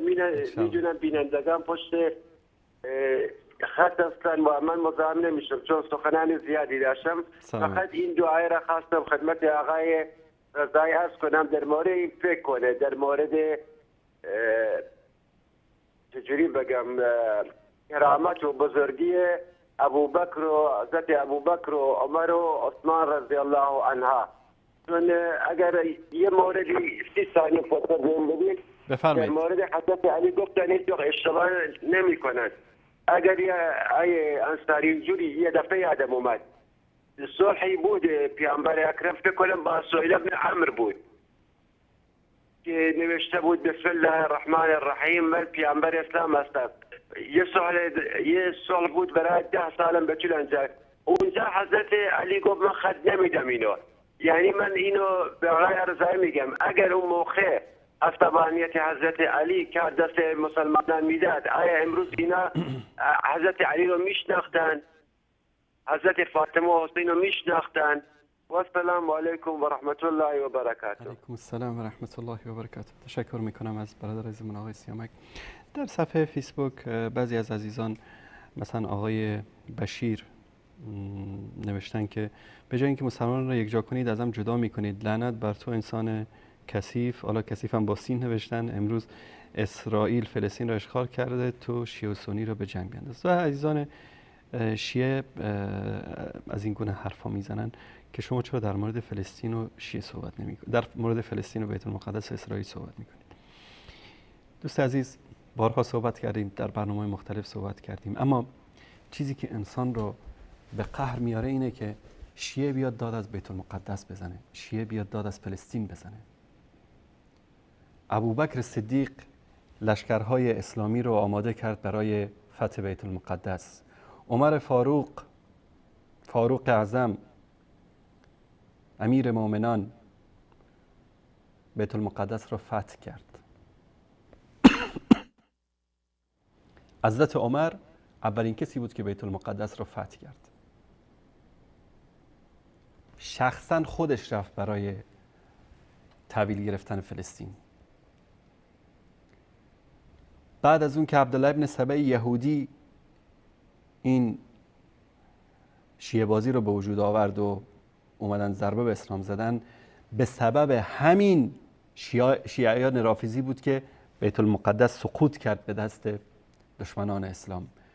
باز دوباره بیت المقدس رو بعد از سالها کی آزاد کرد؟ کدوم آخوند شیعه؟ حجت الاسلام آیت الله کلینی مجلسی؟ صلاح الدین ایوبی، قهرمان کرد سنی. کدوم شیعه در فتح بیت المقدس شرکت داشته؟ غیر از این که بیت المقدس رو در همه ادوار تاریخ بر علیه مسلمان ها دسیسه کردن، توطئه کردن، قدس را تحویل دادن به دشمنان اسلام. وقتی صلیبی ها حمله کردن سببش همین شیعه رافضی بودن. تاریخ رو بخونید. مشکل ما این است که تاریخ رو نمیخونیم. خب ثانیاً یا ایها الناس، شیعیان آخرین کسانی باشند که در مورد بیت المقدس صحبت بکنن. میدانید که هیچ اعتقادی به قدس و بیت المقدس ندارن. بیت المقدس امانت عمر ابن خطاب است و فرزندان عمر ابن خطاب بیت المقدس را آزاد میکنن، نه فرزندان عبدالله ابن سبعی یهودی، نه فرزندان کلینی و مجلسی و حر آمولی که در مورد بیت المقدس چه اعتقاد دارن. حالا من خدمتتون نشون میدم. البرهان فی تفسیر القرآن، دوستان نشون بدن، جلد 4 صفحه بعدش. در اینجا میگه از ابو عبدالله امام جعفر صادق سألت عن المساجد التي لها فضل، مسجدایی که فضل دارن، فقال المسجد الحرام و مسجد رسولی، مسجد الحرام و مسجد رسول الله. قلت والمسجد الاقصی جعلت فداک، فداش هم مسجد الاقصی چی؟ ذلك فی السماء، این مسجد الاقصی در آسمان است. الیه اسری برسول الله صلی الله علیه وسلم، اسری به رسول الله، رسول الله صلی الله علیه و به آسمان رفته بود به بیت المقدس. بیت المقدس در زمین وجود نداره. فقلت ان الناس يقولون انه في بیت المقدس، مردم میگن که در فلسطین است، بیت المقدس است. فقال مسجد الكوفه افضل منه، این مسجد خرابه کوفه افضلتر از بیت المقدس است. بعد یک رافضی لعنتی بیاد داد از قدس و بیت المقدس بزنه برای تجارت خمینی و خامنه‌ای که امروز نظام فاسد آخوندی در ایران تجارت میکنن سر قضیه فلسطین. چیکار کردن برای فلسطین؟ در دوران ابتدایی و راهنمایی در ایران داد میزدیم بهر آزادی قدس از کربلا باید گذشت، از کنار مرقد آن سرجدا باید گذشت. رسیدید به کربلا، رسیدید به نجف، رسیدید به سوریه، رسیدید به فلسطین، تا مرز جولان اومدید، جنوب لبنان هم دستتونه. مردید یک موشک بزنید آخه به اسرائیل؟ هرچی موشک و بمب و کوفت و زهرمار دارید به سر کودکان و زنان مظلوم اهل سنت میریزید، بزنید یک موشک به اسرائیل بزنید. سالها فریب دادید ما رو در ایران که بهر آزادی قدس از کربلا باید گذشت، از کنار مرقد آن سرجدا باید گذشت. همین صادق آهنگران صبح تا شام میخوند، ما تو مدارس تکرار میکردیم. چی شد آخرش؟ کربلا رو هم گرفتید. الان چی میگن؟ بهر آزادی قدس از حرمین باید گذشت. شروع کردن به افساد در یمن. اینها هدفشون والله قدس و بیت المقدس و فلسطین نیست. اینا هدفشون فریب نادانها جهال اهل سنت است که یکی پی دیگری کشورهای اهل سنت داره سقوط میکنه به دست اینها. هنوزم عده خودفروخته منافق آی شیعه اومدن ایرانو ببینید داره از بیت المقدس دفاع میکنه. چی کار کردن برای بیت المقدس؟ چی کار کردن برای فلسطین؟ این از تفسیر برهانشون. از کتاب خصال براتون بیارم، از شیخ بابابه قمیشون الخصال. در اینجا میگه که لا تشد الرحال الا الى 3 مساجد، سفر نکنید مگر به 3 مسجد، مسجد الحرام، مسجد رسول، مسجد کوفه. کجاست مسجد الاقصی؟ حدیث پیامبر صلی الله علیه و سلم رو جعل کردن. تشکر میکنم احمد جان. روایت کتاب کافی از اصولشون، اصول کافی دقیقاً میگه که مسجد الاقصی در آسمان است. مسجد الاقصی در آسمان است.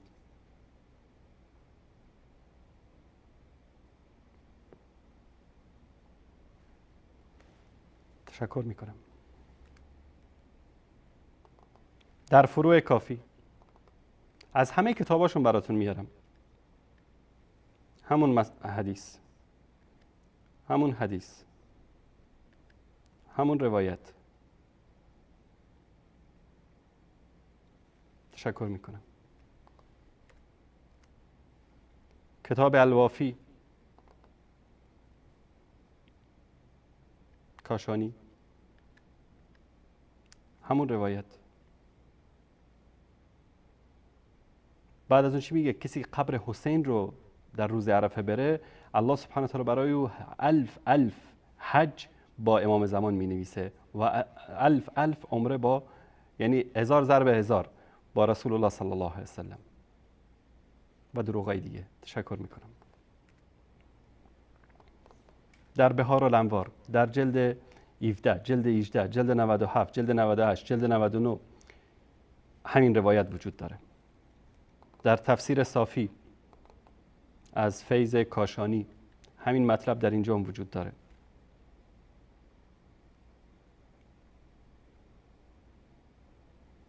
اینجا میگه که مسجد الاقصی در کجاست؟ در آسمان است. با دستش اشاره کرد که در آسمان است. تشکر میکنم. شیعی که اصلا به مسجد الاقصی اعتقادی نداره که در فلسطین هست، اینم از من لا یحضر الفقیه. باور کنید شاید که بیش از 20-25 وثیقه دارم از کتابهاشون، از شیخ کذوبشون، بهش میگن صدوق.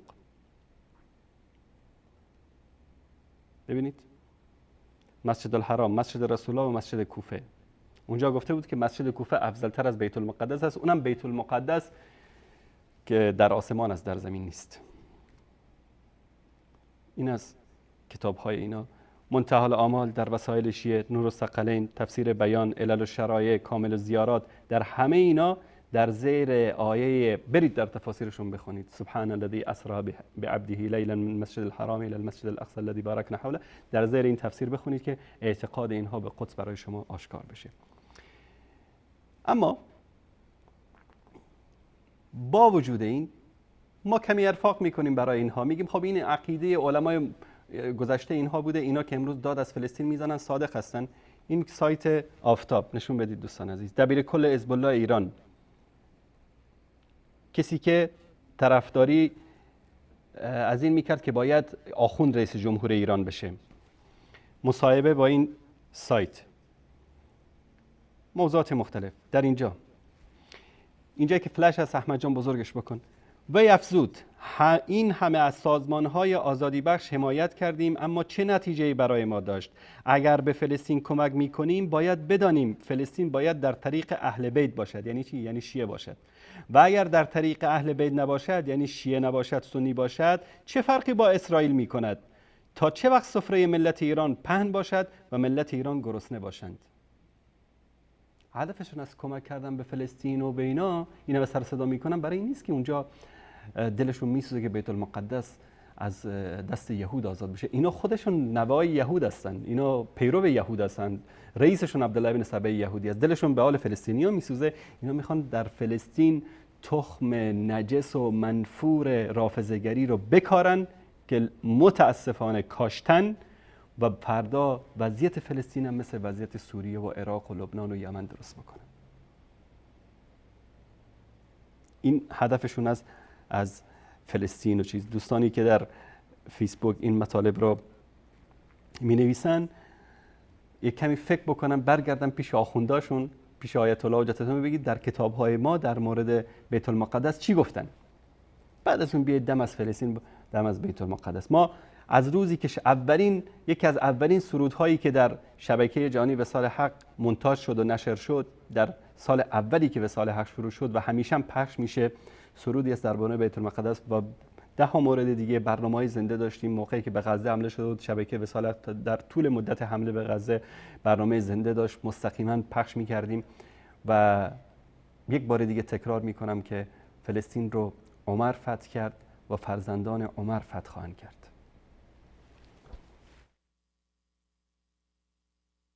برقية فلسطين تناديكم من فلسطين برقية من فلسطين يا أمة الرفعة والمجد، لا أدري من أين أبدأ الكلمات وبماذا أصوغ العبارات، ففي القلب أشجان وفي الصدر أحزان والأسى يملأ الوجدان، لكن دعيني يا أمتي أتكلم بلا لسان بل بقلب وجنان ومشاعر قهر وحرمان. يا أمة العزة والكرامة، في زمن الصمت والغدر المشين ولدت في لجة الحقد الدفين، نشأت على أرض فلسطين وما أبصر إلا آثار دمار ومناظر تجريف لمنازل وديار، وشعبا أعزل يطوق ببناء الجدار، ناهيك عن صنوف المهانة والاحتقار من اليهود خلف قضبان الأسى والحصار. يا أمة الإباء والشموخ، لقد لون اليهود علينا بفلسطين قصص المأساة، وتفننوا في طرق مسخ معنى الحياة، فبين قتل للأطفال في الساحات ومصادرة للمشاعر والممتلكات واغتيال للفضائل والمكرمات، وبين بث إعلام يرسم للإعدام بإبراز الذئاب وتلميع اللئام، يبدأ بهجوم على المبادئ والمعتقدات ومرور بتغريب الفكر والتربية والقناعات وتغييب الوعي عن فلسطين الأسى والآهات عبر آخر الوسائل وأحدث التقنيات في بحر المواقع ودنيا القنوات. أمتي يا خير الأمم، لقد صار دفع اليهود بفلسطين إرهابا، وعودة ملايين اللاجئين لها حلما وسرابا، والغرق في الشهوات تحضرا مستطابا. فهل تذكرنا الأمجاد ومشينا في طريق العزة والجهاد؟ فإما نصر وسعادة، وإما موت عزيز واصطفاء بالشهادة. فلسطين تناديكم بصيحات جهادية، فما في الدين من شك وما فيه حيادية. فلسطين تناديكم بصيحات جهادية، فما في الدين من شك وما فيه حيادية. فلسطين تناديكم بصيحات جهادية، فما في الدين من شك وما فيه حيادية. فلسطين تناديكم بصيحات جهادية، فلسطين تناديكم بصيحات جهادية، تناديكم بصيحات جهادية. فلسطين تناديكم بصيحات جهادية، فما في الدين من شك وما فيه حيادية. فلسطين تناديكم بصيحات جهادية، فما في الدين من شك وما فيه حيادية. إله الكون أرساه له قط العبودية، إله الكون أرساه له قط العبودية. من النور من الذكر وما كانت بدائية. فلسطين تناديكم بصيحات جهادية، فما في الدين من شك وما فيه حيادية. فلسطين تناديكم بصيحات جهادية، فما في الدين من شك وما فيه حيادية. فهذه الحرب قد شنت علينا باليهودية، فهذه الحرب قد شنت علينا باليهودية. تؤازرها بأحقاد وعود للصليبية. فلسطين تناديكم بصيحات جهادية، فما في الدين من شك وما فيه حيادية. فلسطين تناديكم بصيحات جهادية، فما في الدين من شك وما فيه حيادية. هنا نار، هنا مدفع، هنا سحب رمادية، هنا نار، هنا مدفع، هنا سحب رمادية. فهبوا ويحكم هبوا، فصيحاتي فدائية. فلسطين تناديكم بصيحات جهادية، فما في الدين من شك وما فيه حيادية. فلسطين تناديكم بصيحات جهادية، فما في الدين من شك وما فيه حيادية.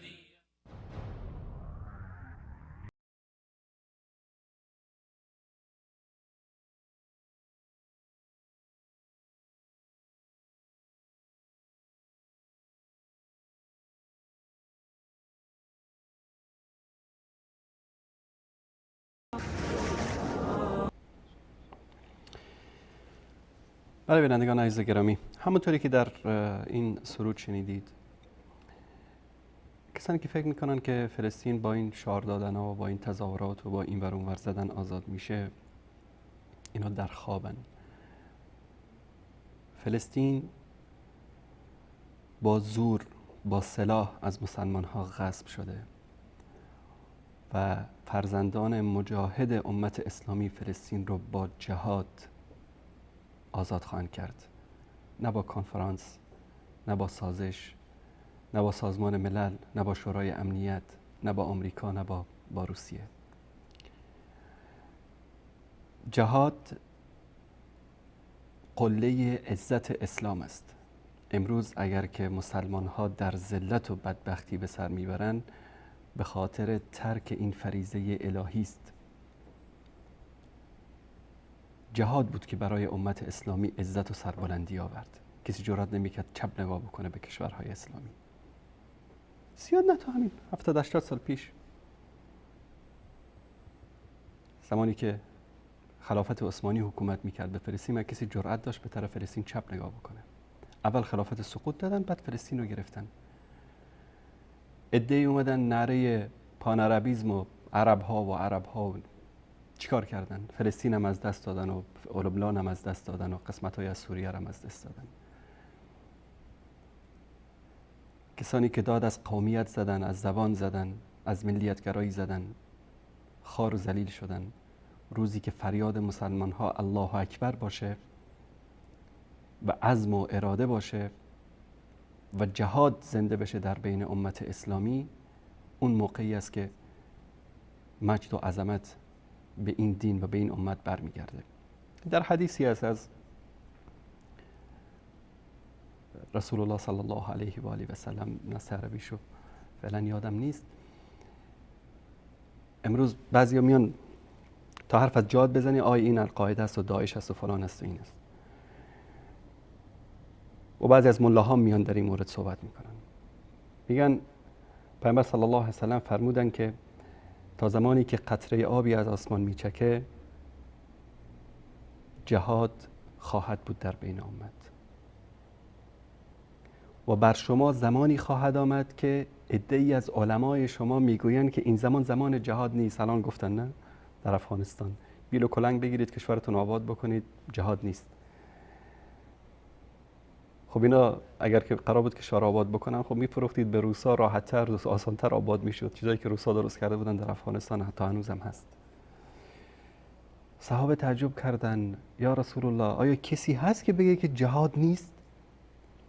گفتن بله، کسی که خدا و رسولش و انسانها و ملائکه بر او لعنت بکنن، میاد میگه جهاد نیست. و ان شاء الله به یاری الله سبحانه و تعالی، همونطوری که یک زمانی مسلمان ها در ذلت و خواری بودن، الله سبحانه و تعالی امثال صلاح الدین ایوبی، شیخ الاسلام ابن تیمیه، به این مناسبت بگم، یک از دوستان اشاره کرد چرا اینا انقدر کینه دارن به عمر ابن خطاب. یکی از دلایلش این است که فاتح بیت المقدس است. چرا اینقدر کینه دارن به صلاح الدین ایوبی؟ به خاطر اینکه بیت المقدس رو برای بار دوم دست صلیبی آزاد کرد. چرا این همه کینه و حقد دارن به ابن تیمیه؟ چون بعد از اینکه مغول‌ها به همکاری خواجه نصیرالدین طوسی و ابن القمی خلافت اسلامی رو در بغداد ساقط کردند و خلیفه رو کشتن، و همین شیعه رافضی بودن که پایتخت خلافت اسلامی رو تحویل دادن به مغول‌ها. بعد از اون سیر مغول‌های وحشی همه عالم اسلامی رو تا سوریه و فلسطین اینجا رسیدن. کسی که در مقابل اینها اعلان جهاد کرد و مقاومت کرد و اینها رو شکست داد، ابن تیمیه و علمایی که بودن در شام، که در رأسشون ابن تیمیه بود که شخصا در جهاد شرکت کرد. به خاطر همین هر کس که به اسلام خدمت بکنه، من بارها گفتم، یک قاعده داشته باشید، میزان داشته باشید، یک معیار نزدتون باشه. هر وقت دیدید چیه به کسی بد میگه، بگردید در تاریخش ببینید حتما خدمتی به اسلام کرده، ولو اندک. خدمت به اسلام کردی، در نزد اینها منفور هستی. بعد میگن که کشورهای اسلامی و یهود و نصارا و آمریکا و فلان علان. من از بعضی دوستانی که می نویسن در صفحه فیسبوک و اینایی که فریب اینا رو خوردن، عراق آمریکا میگیره به شیعه میده، سوریه رو روسیه میگیره به شیعه میده، یمن و ایران میگیره به حوثی‌ها میده. تحریم‌های اقتصادی را آمریکا برای ایران بر می‌داره، اتحادیه اروپا با ایران همکاری میکنه. کمی باید فکر کرد. بعد از اون اهل سنت متهم میشن که اهل سنت با آمریکا هستن یا با اسرائیل هستن. یک کمی فکر بکنید ببینید چه بازی اینا راه انداختن در دنیا. در ایران داد میزنن مرگ بر آمریکا، آمریکا میاد عراق رو میگیره تحویل میده به ایران. داد میزنن مرگ بر آمریکا، مرگ بر روسیه، نه شرقی نه غربی، جمهوری اسلامی. روسیه میاد سوریه رو میگیره تحویل میده به سپاه پاسداران و به حزب الله. سبحان الله، این چه بازیه؟ بعد عده‌ای احمق میان هنوزم فریب ایران و شعارهای دروغین این آخوندا رو میخورن. بیننده گرامی سلام علیکم، بفرمایید.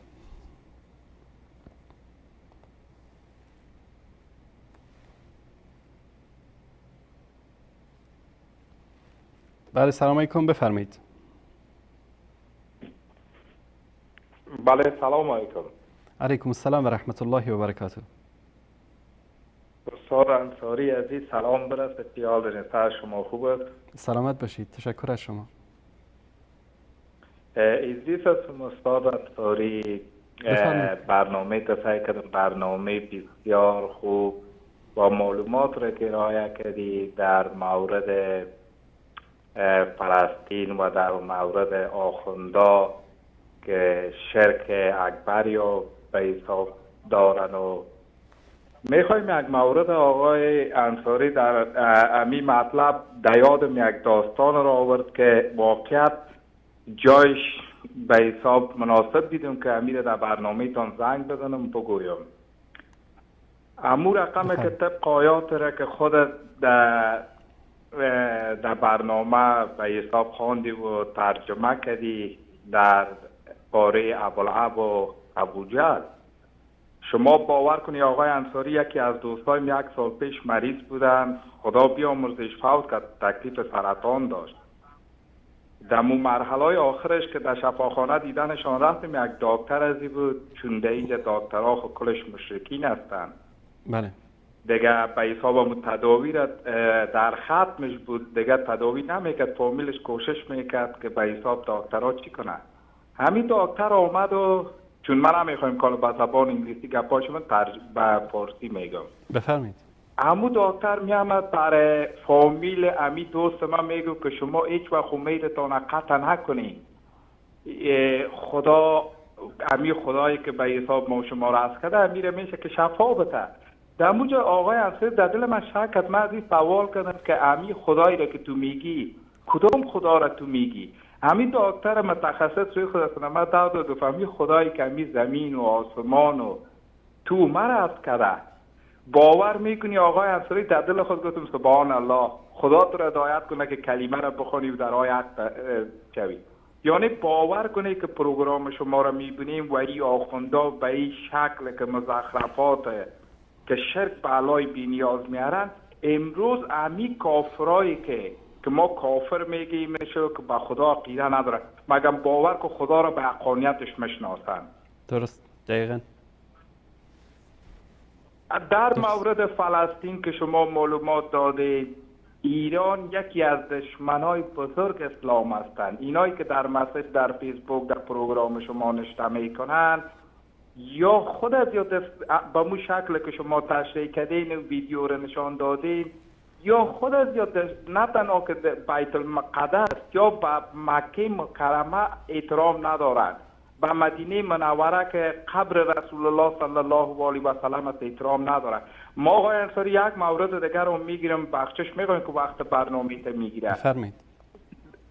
شب جمعه گذشته آقای انصاری یک شبکه از این نولتیات در عراق پخش میشه به نام شبکه امامتین. حدیث‌های از صحیح بخاری روایت قرآن تفسیر غلط میکردن. بسیار دلم ترک کرد، واقعا تلفن گرفتم زنگ زدم. وقت با این آقا با ادب صحبت میکردم، برش واضح گفتم که دروغ میگی. ده مطلب برش دوج ارائه کردم. یکی گفتم آیه قرآن که تو تفسیر میکنی اگر ازت خواهش کنم که شما اول خب به این قرآن عقیده ندارید. قرآن خب ما زمانتان برده غایب است. قرآن خب شما وقتی که تفسیر ترجمه میکنی عقیده ندارید. و دوم در راجع به حضرت سیدنا امیر المؤمنین حضرت عمر رضی الله تعالی عنه که صحبت میکرد، وقتی که من نام حضرت عمر امیر المؤمنین رضی الله تعالی عنه را به این شکل گرفتن، تلفن مرا قطع کردن. اینقدر واقع دلم درد کرد و خوشا بالت استاد که شما و اگر از اونام زنگ میزنه به چه احترام بردباری و حوصله با مردم صحبت میکنین، به خاطر که شما میخواین حق بر مردم بگوین و خداوند شما را موفق پیروز داشته باشه. امشالا گومی از جا اومده، اگه یاد صدرتی باشه در مول آبلای صحبت هایی که امشالا تعالی خداوند هزارها ابوبکر و عمر و عثمان و علی و اینا را خداوند در روی کره زمین میاره، امشالا تعالی یارا سرنگون میکنن. دیگه خداوند موفق داشته باشید استاد گرامی. دیگه یارم خدا دعایت کنم، اصلا مردم عوامش آخونداش یا خویزمای دوزخ هستن. سلامت باشید، الله متعال حفظتون کنه. تشکر از شما. زنده باشین. خدا زنده باشید. خدا نگهدار شما. تماس بعدی. سلام علیکم، بفرمایید.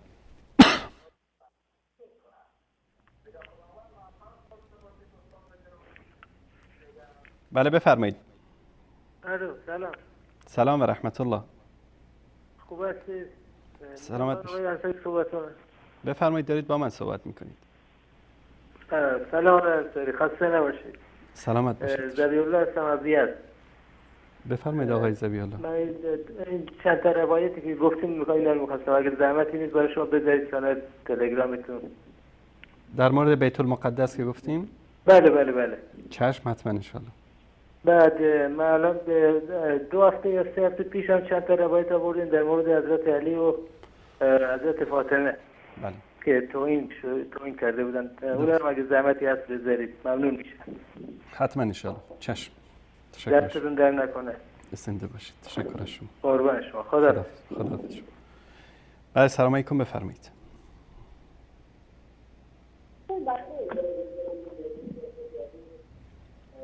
الو. بله سلام علیکم، بفرمایید. سلام انصاری، ببخشید این سوال داشتم. میشه خودتون رو معرفی کنید، از کجا زنگ میزنید؟ آرش هستم از ایران. انصاری هفته پیشم من تمام مسلمان‌ها مگر حوا نیستن، آدم و حوا نیستن مگه؟ چجوریه که آمریکایی از کجا به وجود میاد؟ اینا چرا مثلا ترک، فارس، عرب اینا چجوریه؟ اینا که عرب بودن دیگه. شما تاریخ نخوندید؟ تاریخ نخوندید؟ بله؟ تاریخ نخوندید؟ نه من تاریخ که نخوندم هیچ. من تو برنامه که نگاه کردم مثلا اساس می‌کردن اکثر سوالات جواب میدونید که آمریکا کی کشف شده؟ نه اینا رو که گفتم من نمیدونم، میخوام از شما بشنوم که بهشون توضیح بدم. باشه چشم. خوب توضیح بدم. تشکر از شما. ببینید برادر عزیز گرامی، مثلا شما برگردید به تاریخ آمریکا، عده‌ای به اصطلاح گردشگرهای بریتانیا یا جهانگردهای از بریتانیا اینا رفتن قاره آمریکا رو کشف کردن، در اونجا مردمای بومی زندگی می‌کردن. حالا اونا هم شاید در سالهای به اصطلاح گذشته از هند یا از جاهای دیگه رفته باشن در اونجا. حتی در خود همین ایران، مناطقی که دور و بر ماست، شاید در کتاب جغرافیا خوانده باشید که در یک جایی تمدنی به وجود آمد، آهسته تعداد اینا زیاد شد، اینا مهاجرت کردن رفتن در جای دیگه، آب و هوا تاثیر گذاشت، رنگ پوست، زبان و بعضی از زبانها رو خود مردم ساختن. اولا این سوال شما ربطی به برنامه ما نداره. یک کمی اگر الان که دیگه آیت الله گوگل هست، شما فقط یک بنویسید بگید که مثلا چگونه مردم به اروپا رفتن ساکن شدن یا در آمریکا چطور کشف شد، همین اطلاعات رو میتونید از طریق آیت الله گوگل کشف بکنید. البته آیت الله گوگل مثل آیت الله های ایران چیزای خوب و بد زیاد داره، مواظب خودتون باشید. آخرین تماس. سلام علیکم، بفرمایید. الو. بله بفرمایید. میخوام با انصاری صحبت کنم. دارید با من صحبت میکنید، بفرمایید. خوب هستی انصاری؟ سلامت باشید. از این برنامه خیلی خوبه. تشکرش ممنون. تشکرش با اینکه، از حق اهل سنت دفاع نمی‌کنید. سلامت باشید. الله متعال حفظتون کنه برادر عزیز. تشکر از شما. ما هفته شنبه تا دوشنبه از جشنواره شما میشین برنامه ذکر می‌کنیم. سلامت باشید. الله متعال حفظتون کنه و سعادت دنیا و آخرت نصیبتون کنه برادر عزیز. خیلی ممنون. آرزوی موفقیت برای سلامت شما. خدا نگهدارتون. تشکر میکنیم از عزیزانی که از طریق تلفن با ما تماس گرفتن و صحبت کردن و از معذرت میخوام عزیزانی که نتونستیم تماساشون رو بگیریم. وقت برنامه به پایان رسید. تشکر ویژه از همه دوستان و عزیزانی که در صفحه فیسبوک با ما همراه بودن. از همه عزیزانمون تشکر میکنیم، از موحد، از خراسانی برادر عزیز، از قدیر، از ادیب الرحمن، از محمد، از عبدالودود، از سالماز، از حمید و از همه عزیزانی که با ما از طریق صفحه فیسبوک شبکه همراه بودن. انشالله هفته آینده باز هم در برنامه آن روزه که با کلیپ های جدید و با مطالب تازه و مدارکی مهم از کتاب های شیعه که حقیقت این دین ساخته و پرداخته یهود رو بیشتر برای شما عزیزان آشکار خواهد کرد. با شما عزیزان همراه خواهیم بود.